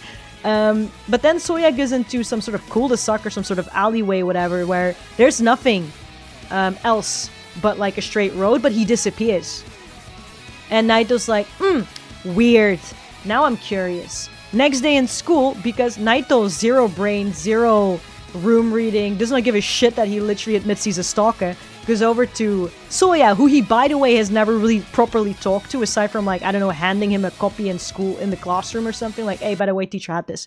So he goes over to Sawyer, who's apparently in the library, also a place Naito never goes to, because whatever. He's like, by the way, I saw you yesterday, and how did you disappear? Like, what was that all about? To which, you know, Sawyer at first is a little bit shocked, because clearly that was supposed to be a secret.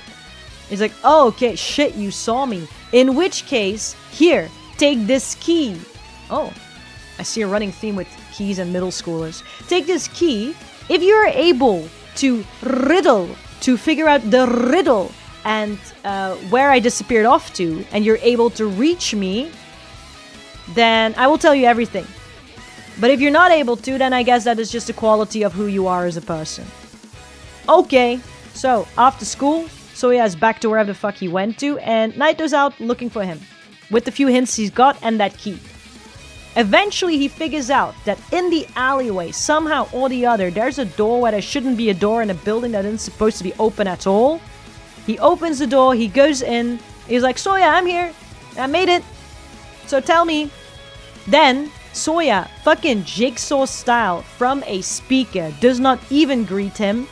In this like ruined building, like the paints are falling off. There's like shit wrong with the ceiling, you know, like that sort of building. There's like concrete on the floor and dust everywhere. That's not where middle schoolers should be. You're gonna get tetanus. You're gonna get all sorts of disease. But yeah, there's like speakers or something installed somehow and cameras, and Sawyer's like, you've made it. In which case, I've basically layered this entire building with traps, and I am like Princess Peach stuck in a tower.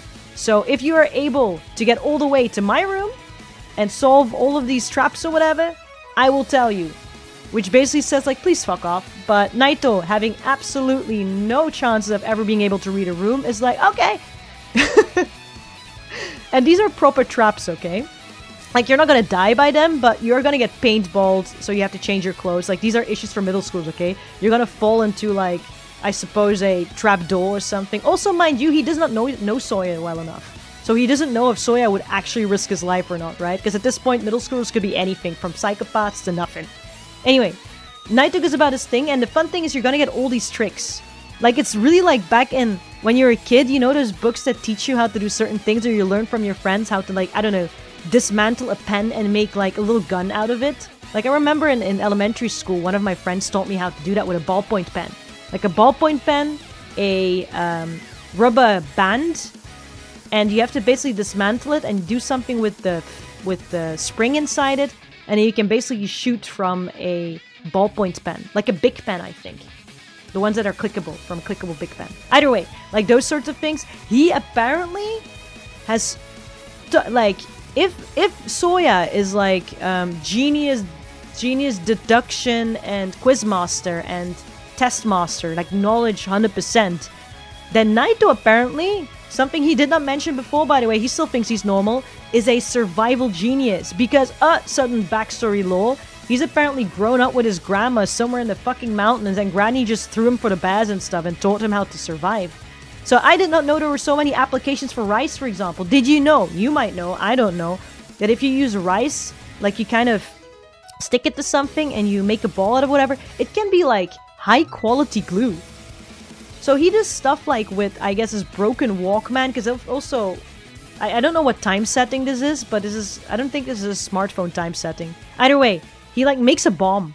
No, not a bomb, sorry, he sets fire to something using batteries and I guess like the conduction, like don't ask me how, like does he reverse it or whatever? Should I take the book out? Oh, it's right in the... I can't be bothered. He does something about like with the batteries and then he's able to set fire so he can have light because apparently Sawyer decided to just make the room completely dark for whatever reason, handicap however way he can.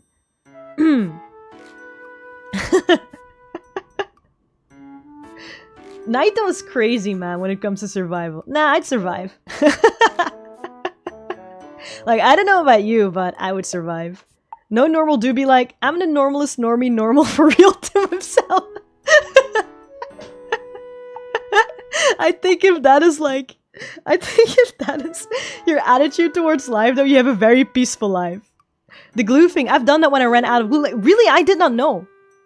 I guess this is like more like Asian family knowledge. I don't know. Like, there's like a scene too, like, I can spoil whatever, it doesn't really matter. Like, he's got one of these trick things, I'm gonna say how, but they're both trapped in like a gigantic statue made of, oh, don't get me what it is. They're trapped in like the statue that is being used for a game quiz show. And they have to get out. And I don't remember if it's like styrofoam or something, but they're still trapped, right? Both of them. And Soya's like, okay, you know, I'm gonna deduce whoever caused all this, like who is the perpetrator, with my pure logic and whatever knowledge and hints we've got right now. You get us out of here. And Naito's like, bet. And what he does, he takes his laces, his shoelaces, and I guess rice? And then somehow makes a fucking spear out of it. And is able to like, it's very slow process, but he pokes through the styrofoam thing that they're in, bit by bit, makes a circle, and is then able to like, you know, kick it out. Like, yeah, you know how you like pin holes into a circle, and then if you kick or you push, it's easier to push like something out. Stuff like that, whatever really. So he's got all the tricks up his sleeve, and it's so much fun to read and to like learn some new tricks. To be like, oh, okay, I didn't know I could make a bomb out of that. Like, I don't know actually if I should be reading, if any middle schoolers or any boys, and myself included, should be reading this series, because you get ideas.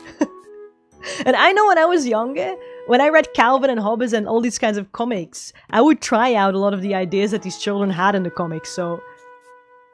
I don't know if I would allow my... Like, I think this is more damaging than South Park and The Simpsons, to be really honest, to a child's brain. Like, South Park is just potty mouth it. Like, the worst you get is just, like, a child who has a shit vocabulary. But with this one, you actually have somebody who could cause physical damage. But yeah, he survives the entire thing, goes through the building, ends up the highest place, figures out lots of stuff. He's like, I don't know. Animal footsteps always have these kinds of characteristics. Therefore, I know that Soya walked this path, so I can see it's a very specific type of stepping and pacing, so I should probably follow the exact same thing, because Lord knows there will be a trap if I don't follow this. And lo and behold, there was some sort of string thing roped on the floor, and he managed to avoid it because... knowledge, mountain knowledge, don't ask me. Survival skills, 100%. He is a genius survivalist, okay? But yeah, so he reaches Soya. Soya is relatively impressed, actually. Because he even kind of gave him more challenges than he should. He's like, okay, you went through my test. Cool. And he ends up in Soya's lair, which is basically, they call it the fort. And it's like every child's dream. You know, if a child could design a room... Basically, I don't know how Soya did all that, but he got like all sorts of electronical trash and shit from like that people don't use, fixed all it, and managed to make himself a room with a kitchen, with a fridge, with a working computer connected to the internet, with a stove, with a book shelf, a shit ton of comics and manga, whatever the fuck. Like, it is every child's dream. No adult is able to go in there. You even got traps down there to trap any person who tries to. It's a hidden fort, only for you guys. The ultimate tree home thing, but in the city.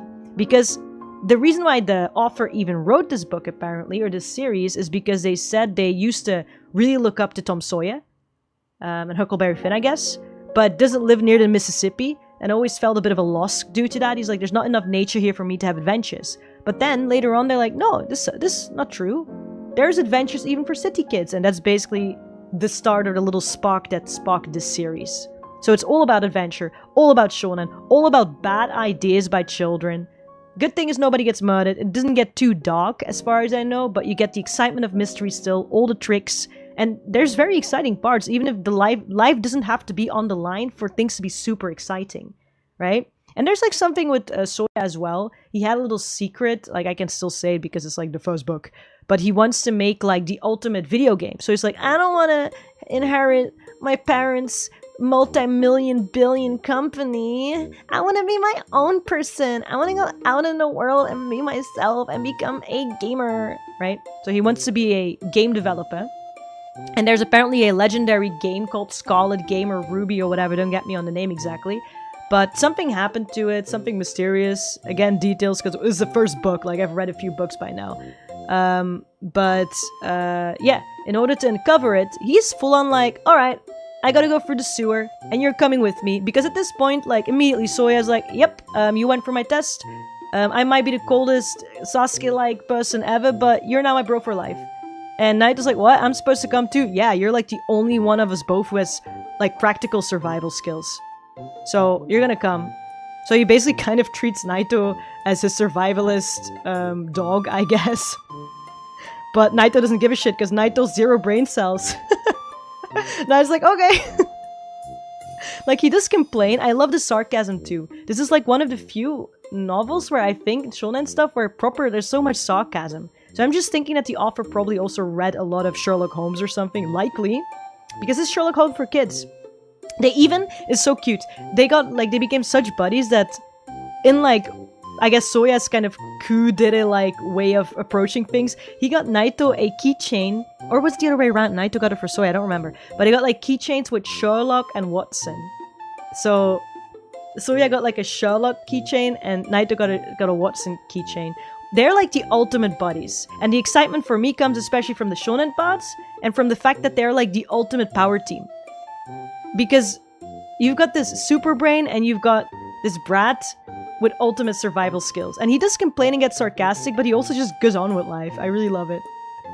He's just kind of like at the start of the story is where he's just sat around staring at like half off on Sundays means that this hamburger is way too expensive during the week or something like that. He's got like an entire monologue about that.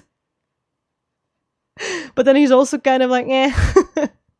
But I like that attitude. It's like, it's not like he doesn't recognize that things can be difficult or iffy or whatever.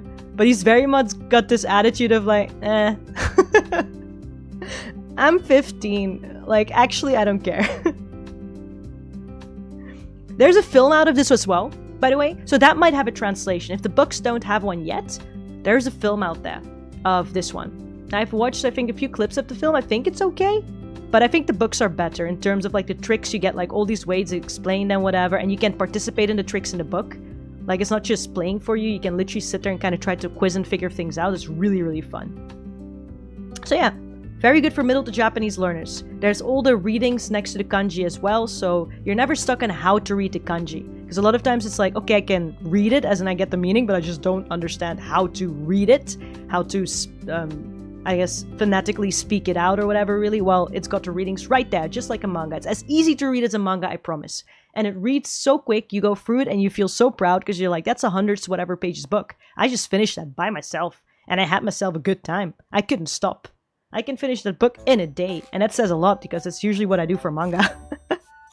So, genius knowledge and logic versus genius survivalist street knowledge. Enjoy that one. 20 plus volumes. You don't have to read all of them. You can be very satisfied with the first volume only. But I can guarantee you once you get the first one, you get super into it. You get the second, third, fourth. And by the 20th, you're able to read any sort of novel. Because by then, you are a seasoned Japanese reader. Okay? Alright. Papi papi pam. Man, I can't believe this. There's 2 more, but you know what? I'm only gonna do 1 more. I'm a little bit tired. The other one, I want to do for a separate one. So we're gonna... Did I lie again? I can give the title and I pretend I...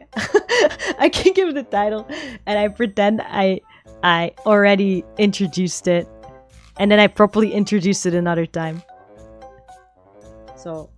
Machi no Tome and Sawyer.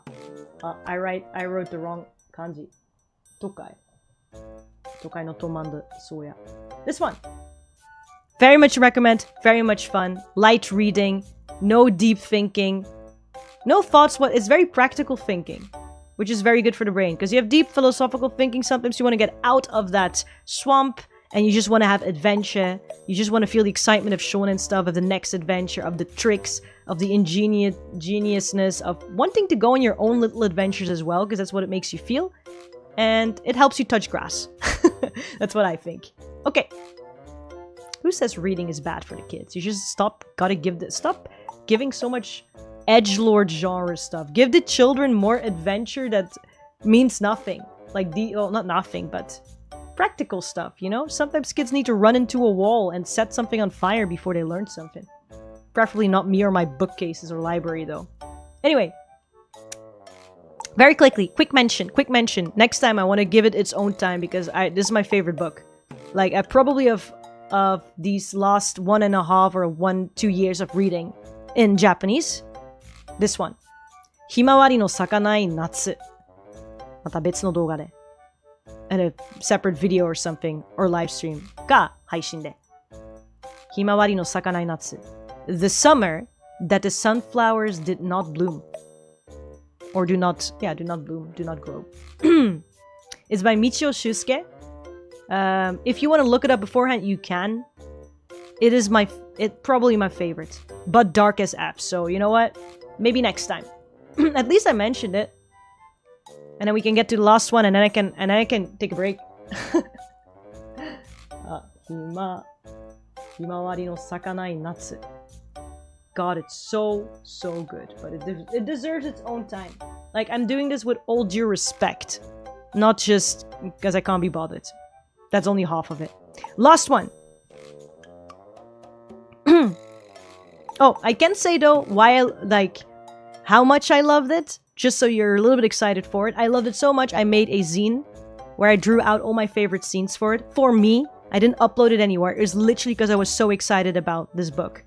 And I went to a museum, and I specifically went to the event stall of Van Gogh goods so that I could get sunflower-themed book covers, sunflower-themed bookmarks, several of them and whatever, all for this book, just to dress up my book with a sunflower-themed thing.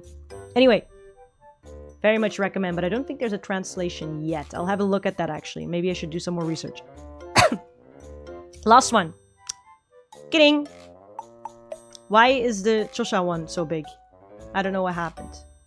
Let me find if I can do something about this. Did I just, start writing this and get bored or something? And what happened?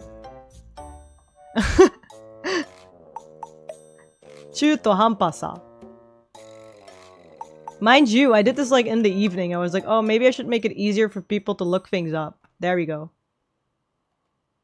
And then the book right over here. Eh? Is it because I grouped it? No. Yeah, it's because I grouped it. Well, you know what, guys? Life's hard. You just have to... Can't believe this. I thought there would be no scuff today. Thought wrong, Anba. Ijot. There. Very readable. No complaints. Nobody saw anything. Everything's okay. Life's hard. I have to work so hard all the time. Last one. Very quickly. And then I can say to you guys, congratulations, you survived. So we're almost there. Last one is called... it's quite a title. 空の不思議がすべてわかる. So you'll be understanding all the mysteries of the sky. 凄すぎる. 天気の図鑑. It's too amazing. This encyclopedia of the weather. And the one I got is about clouds specifically. Yeah. That's about it. It's an encyclopedia. Kind of, not really actually. It's more of a informative learning book about clouds. Why? Because I like clouds. Yeah. Other reason, it's super easy for kids to understand. So I bought it also to learn more words. You know? Isekai manga. It's as far from an isekai manga as it can get. This one's not an isekai manga, it's a here sekai manga. It's a koko sekai manga. It's right here.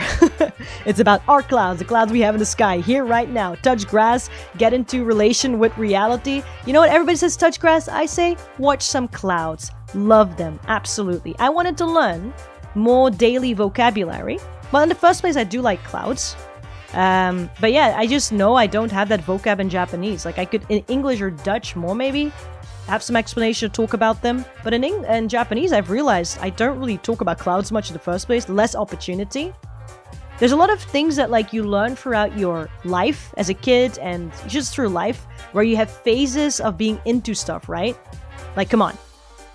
You guys are weebs. You definitely had phases of being into stuff. And those phases, even if you're over them and you don't really talk about them anymore, they're like latent knowledge in your brain that might still spark your interest on any given moment that you just enjoy by yourself. Doesn't necessarily have to be in conversation, right?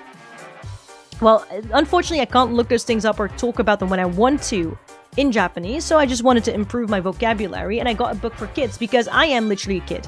When you go to a different country and it's not like adjacent European where you can kind of cheat with your knowledge of stuff that you already had, then you'll have to rely nothing to rely on. Then you have to go from zero. That's like the issue and the challenge and the fun thing about it too, when you're learning something like Korean and you have like no relation to Korean, or Japanese, or like Chinese, or I don't know, whatever really, like Thai or Indian, like Sanskrit, completely different writing. Indian, there's like a gazillion languages in India. Whichever language over there, you know? Arab, like all of these, where there's very little relation to any, from my perspective, right? Any European language per se, or no close one that I can at least get clues from, then I have to go from zero, which means I am literally a child. So I got a book for children. It's got to reading with it, because I do need to reading for everything. It explains things with characters, so they have these cute drawings. You can see them a little bit over there. Like the clouds have faces and stuff, right? Like there's a whole bunch of those characters explaining phenomena in the weather, just fun stuff to know. And what I got it for, especially, was because I just wanted to look at the sky and kind of recognize the clouds. Like I see a bunch of clouds, I like to look at them, but I see like patterns, but I don't really understand. Like I know some. I know there's like the cumulo whatever clouds that you learn in like schooling, but it doesn't really stick, does it? So I decided to just get like a Zukan for it. Because that's a Zukan. It's kind of like encyclopedia. It's like you're supposed to actually read it and go out in the world and kind of compare it. So that's what I've been doing. Because my other hobby here in Japan is to walk the park. So I think when I'm sat on the bench or walking around by myself, it's like it takes my brain out of everything when I can watch something like the clouds. I am a very boring person, okay? I think so.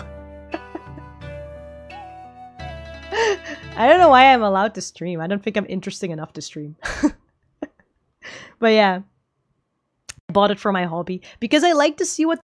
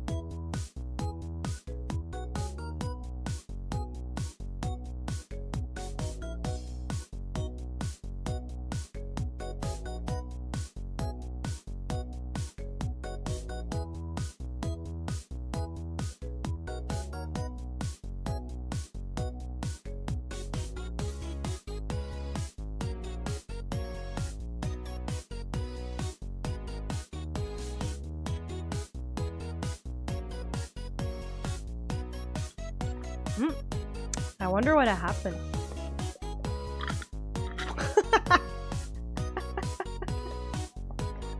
I don't really have a fix around for it except for this.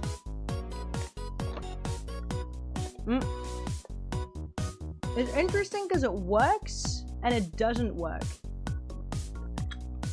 I'm gonna sound real different here, I'm sorry. I'm trying to figure this one out. There you go, I'm back? Is it okay? I wonder if it's like gonna be from one ear or something, because I can see it's like mono. I hope it's okay. You can tell me if it's fine. I can't tell. We are so back. I don't know where I left out. I was just like ranting about clouds, I think. Right? What were you talking about? Clouds. Something about my favorite passage. Yes. Become friends with clouds. I'm on TV speaker. It's okay. Okay. Well, whatever. We're almost finished anyway, so I guess even my own computer and live stream is like, shut the fuck up. You've been talking for like over an hour about nothing, basically, and now you're talking about clouds. Like, come on, girl. Get yourself together. I'm not getting myself together. I'm talking about books. Like this blue thing I can't read still. You sound perfect to me. Ah.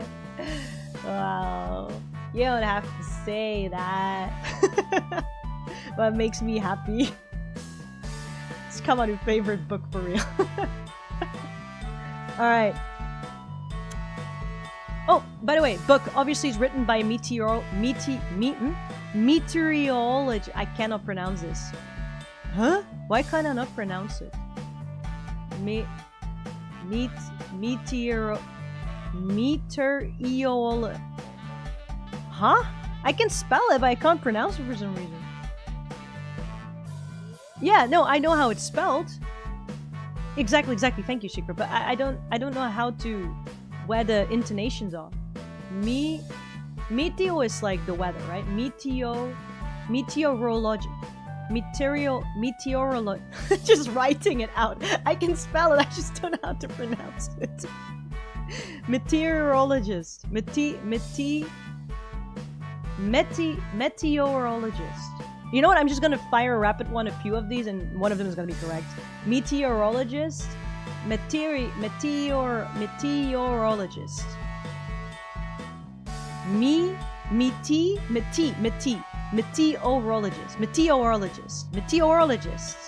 Meteorologist.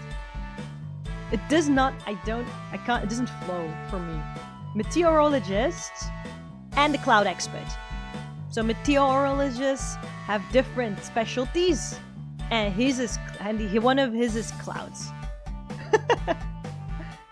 Meteorologist. Meteorologist.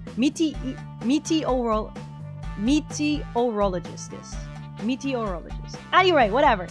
I like the passage about becoming friends with clouds because it reminds me of the Little Prince, and I will always refer to Little Prince because it is basically what I am. I am Prince. I am also little. And it informed most of my philosophy towards friends and whatever. So I like the concept of the Little Prince that it's about taming, like he did with the fox. Basically spending time, every day spending time with friends and something like that is what makes that person special to you. It's the time you spend together. It is the focus you have on each other, that on the essential parts of each other that you can't always see. Again, that's the time, the quality of time, the sorts of conversations you have, the attention you have for each other, the care, right? So, and that all together over time becomes something part of you that even if the friend is not around, you will still think of them. And things that remind you of your friend will make the world more beautiful. And that is something I truly do believe in. My world is more beautiful because I have people I like and things I like in it that remind me of each other, that even if I don't have a particular good or bad day, or have a bad day, then I just focus on those and I'm very happy. So, and it reminds me of the clouds too. If you give it a name or something, you get some sort of relationship, right? So my world becomes more beautiful when I'm looking at the sky and I just give, I don't know, a cloud looks like something and I give it a name for a bit. And I just think we don't have a lot of time together because you're gonna change shape soon in like a minute or less, depending on the wind. But for the time we have together as you in the shape you are, I'm gonna just chase you with my eyes. So I'm gonna kind of, how they say in Japanese, mimamoru, miyokuru. I'm gonna watch you leave, watch you pass by me. And you make my day a little bit better because you're there. So, yes. By the way, they call that, and they taught me that in the book, okay? I learned at least one thing out of the book, so I don't remember many things. They say I'm gonna understand everything about the weather. I don't.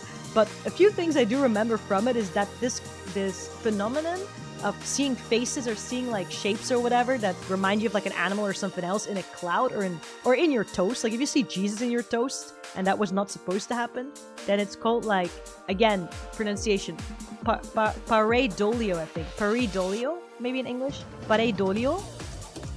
Like I know, yeah. It just means like pare is like next to or something besides. And edolio, pareidolia, part means like image. So I guess like something that reminds you of the other association. If you ever want to look it up, it's always fun to wiki these kinds of things. One of the many things I've learned. You learn like when I call mame chishiki, which is like trivia out of this. So if there's ever a quiz that asks me that and there's 4 options, I can probably point that one out, right? Cool! And now you can too! Like the Rorschach test is basically an example of that too, I think. Something else I learned is that you have rainbows, but you also have cloud bows, and you have fog bows, which are white and look kind of cloudy, white.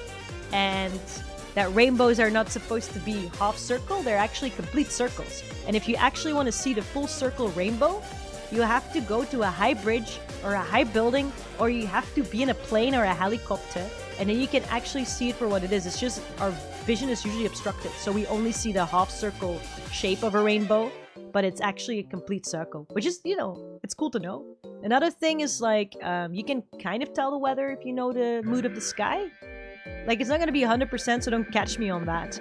But if you look at the... Don't look straight into, okay? But if you see the sun or the moon, and there's like a ring around it, a ring of light around it, it has something to do with the dispersion of the ice and the water and whatever. Then there's a high chance that half a day later, something, maybe a day later, there's gonna be a rain shower. Stuff like that. Yeah. You learn more stuff from anywhere. Exactly. I really like these. They call in Japanese zukan. I don't know what they're called like in English. Zukan. Zukan. Actually. I say encyclopedia, but I don't know if there's like a one way out to translate all the time. Oh, it says actually, sorry. It says pictorial book, illustrated reference book. Field guide, that's the word I was looking for. Like a field guide, because the idea is you take your Zukan outside. You know that you have like the Pokédex? They're called literally the Pokemon field guide. Pokemon Zukan. Yeah, that's basically the idea. That makes things really exciting. They have a lot of Zukans over here of different topics. So anyway, that is Tenki no Zukan. And it's a series. There are many of these. This one is specifically about clouds because I'm interested in them. But there's like many about the weather by this person. I just call it Tenki no Zukan because the title is so long. It really does have those light novel title vibes. Hey, Tenki no Zukan. Deshita. Number 6. We kind of skipped number 5. Not really. That's for next time. I promise. It really does deserve its own time. So, which means... Param. Technically, in all of technicalities, I just introduced 6 books that I think of different several genres. Horror, mystery, that's not really mystery. Horror, dark shonen, Asura's Verdict, think Death Note, think kind of Death Note, but more proximity to the victims and to the perpetrator, and the main character is a middle schooler who's going loco crazy, very fun. Star Tripper, think dreamy, think philosophy, think sci fantasy.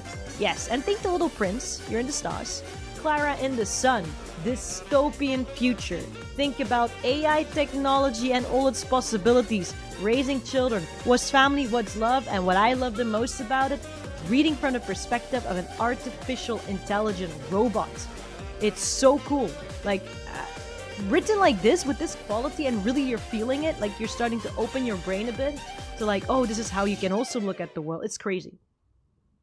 Machi no Tome and Soya, Shonen. More shonen than many shonen anime. Shonen mystery escape room. If you love escape rooms, you're gonna love this. Himawari no Sakanai Natsu for next time. It's a very heavy topic, I think. A novel, but really good, really exciting. My favorite probably up until now. And it's a mystery one. Also mystery. With like a gazillion amount of plot twists. Really good. And then Tenki no Zukan. Last one is the field guide of the weather with a special look at clouds. So, yes. That's easy though. You might not have the exact same one in your place, but if you can find a kids, especially kids field guides to stuff, they're so cool. They're so fun. And go out in the world with them. Go out and it says, my selection says, go out into the city, make some choices, have harmless adventures, touch some grass, look at the clouds, exact revenge, or don't. Look at the stars, because Star Tripper.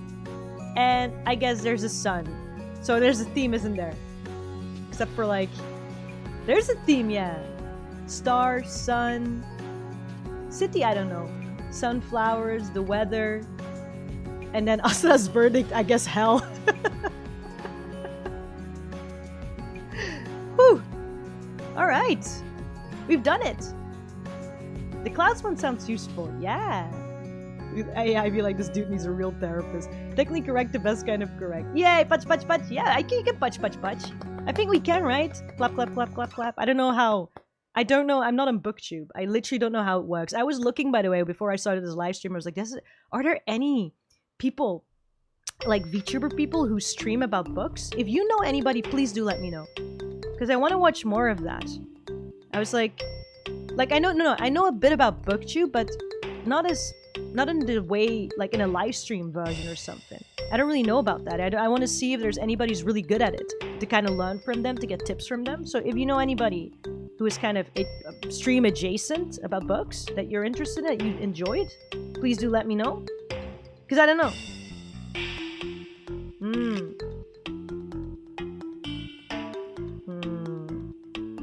Like, I'm looking right now, there was like one person, Kamiyu, I looked at for a bit. They had like a 2-minute video, a book review on the Bible.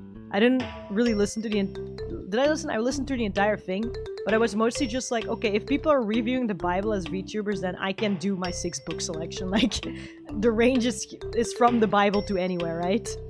And then there was this one person, Bryony Rose, Briony Rose. And I think they read a book in their stream, like a full one. That one was very, very entertaining, I have to say. I think the book they were reading was Pompeii history, but they also went over like manga and other stuff. It's like a 2-hour stream. She's a diva, but yeah, she did that. But that's like reading a complete book. I don't think I have that energy. I think that's like I have energy for this because I get to go from topic to topic and actually talk about anything. But that's really cool. So yeah. I mean, I watched Goldship channel lately, and her friend is doing that scary summer story, and I'm like, yeah, that counts. Or if you have somebody who does like book recommendations, or like, you know, this kind of top 3, top 10, whatever stuff. I do want to see that in VTuber form. If you find that, tweet that to me, let me know, Discord, whatever. Anything recommendations that has to do with books, or if you have books you want to recommend in the comments is also fine, so I can actually save it. If you put it in live stream comments, likely I will lose it. But, you know, for people in the archives or whatever, do let me know if you have any books you just want to recommend. Can be any sorts of genres, because I'm much a book person. Book or manga is fine. Yeah. Alright. That's it. Thank you very much. I think I am done. I think I am very good, very tired. I think you guys need to... I think Bryony Rose Smith, if you don't know already. Ah, yeah, I don't know them. I don't really know them. So Bryony Rose Smith, sorry. I saw like Until Bryony Rose on my screen. But Bryony Rose Smith, yeah. I saw that. I think it's, there's merits and risks to doing this kind of stuff. One of them being losing everybody. But you know what? I gotta do what I want to do. We all know that I don't do what I don't want to do, and I end up doing what I want to do anyway. I'm gonna yap anyway, so I might as well yap about a topic, right? Yeah. Okay. Thank you very much. Otsamba. Thank you very much, BBC, for sitting through the entire thing. Thank you very much, Seekhawk Alsaif, for joining in. Also for the people from before. I will put you down in this book that I still cannot read because I don't know what's. I guess the good person list. I will write you down in there. Good people. Thank you. Will be in my mind and my heart forevermore. Otsotsu. And Noni, yeah, Ronnie, I should write you down twice because you've also sat for the entire thing. There you go. 2 extra points for Gryffindor, or for Slytherin, or for Hufflepuff, or for Ravenclaw. I don't know which one you're in. Yay!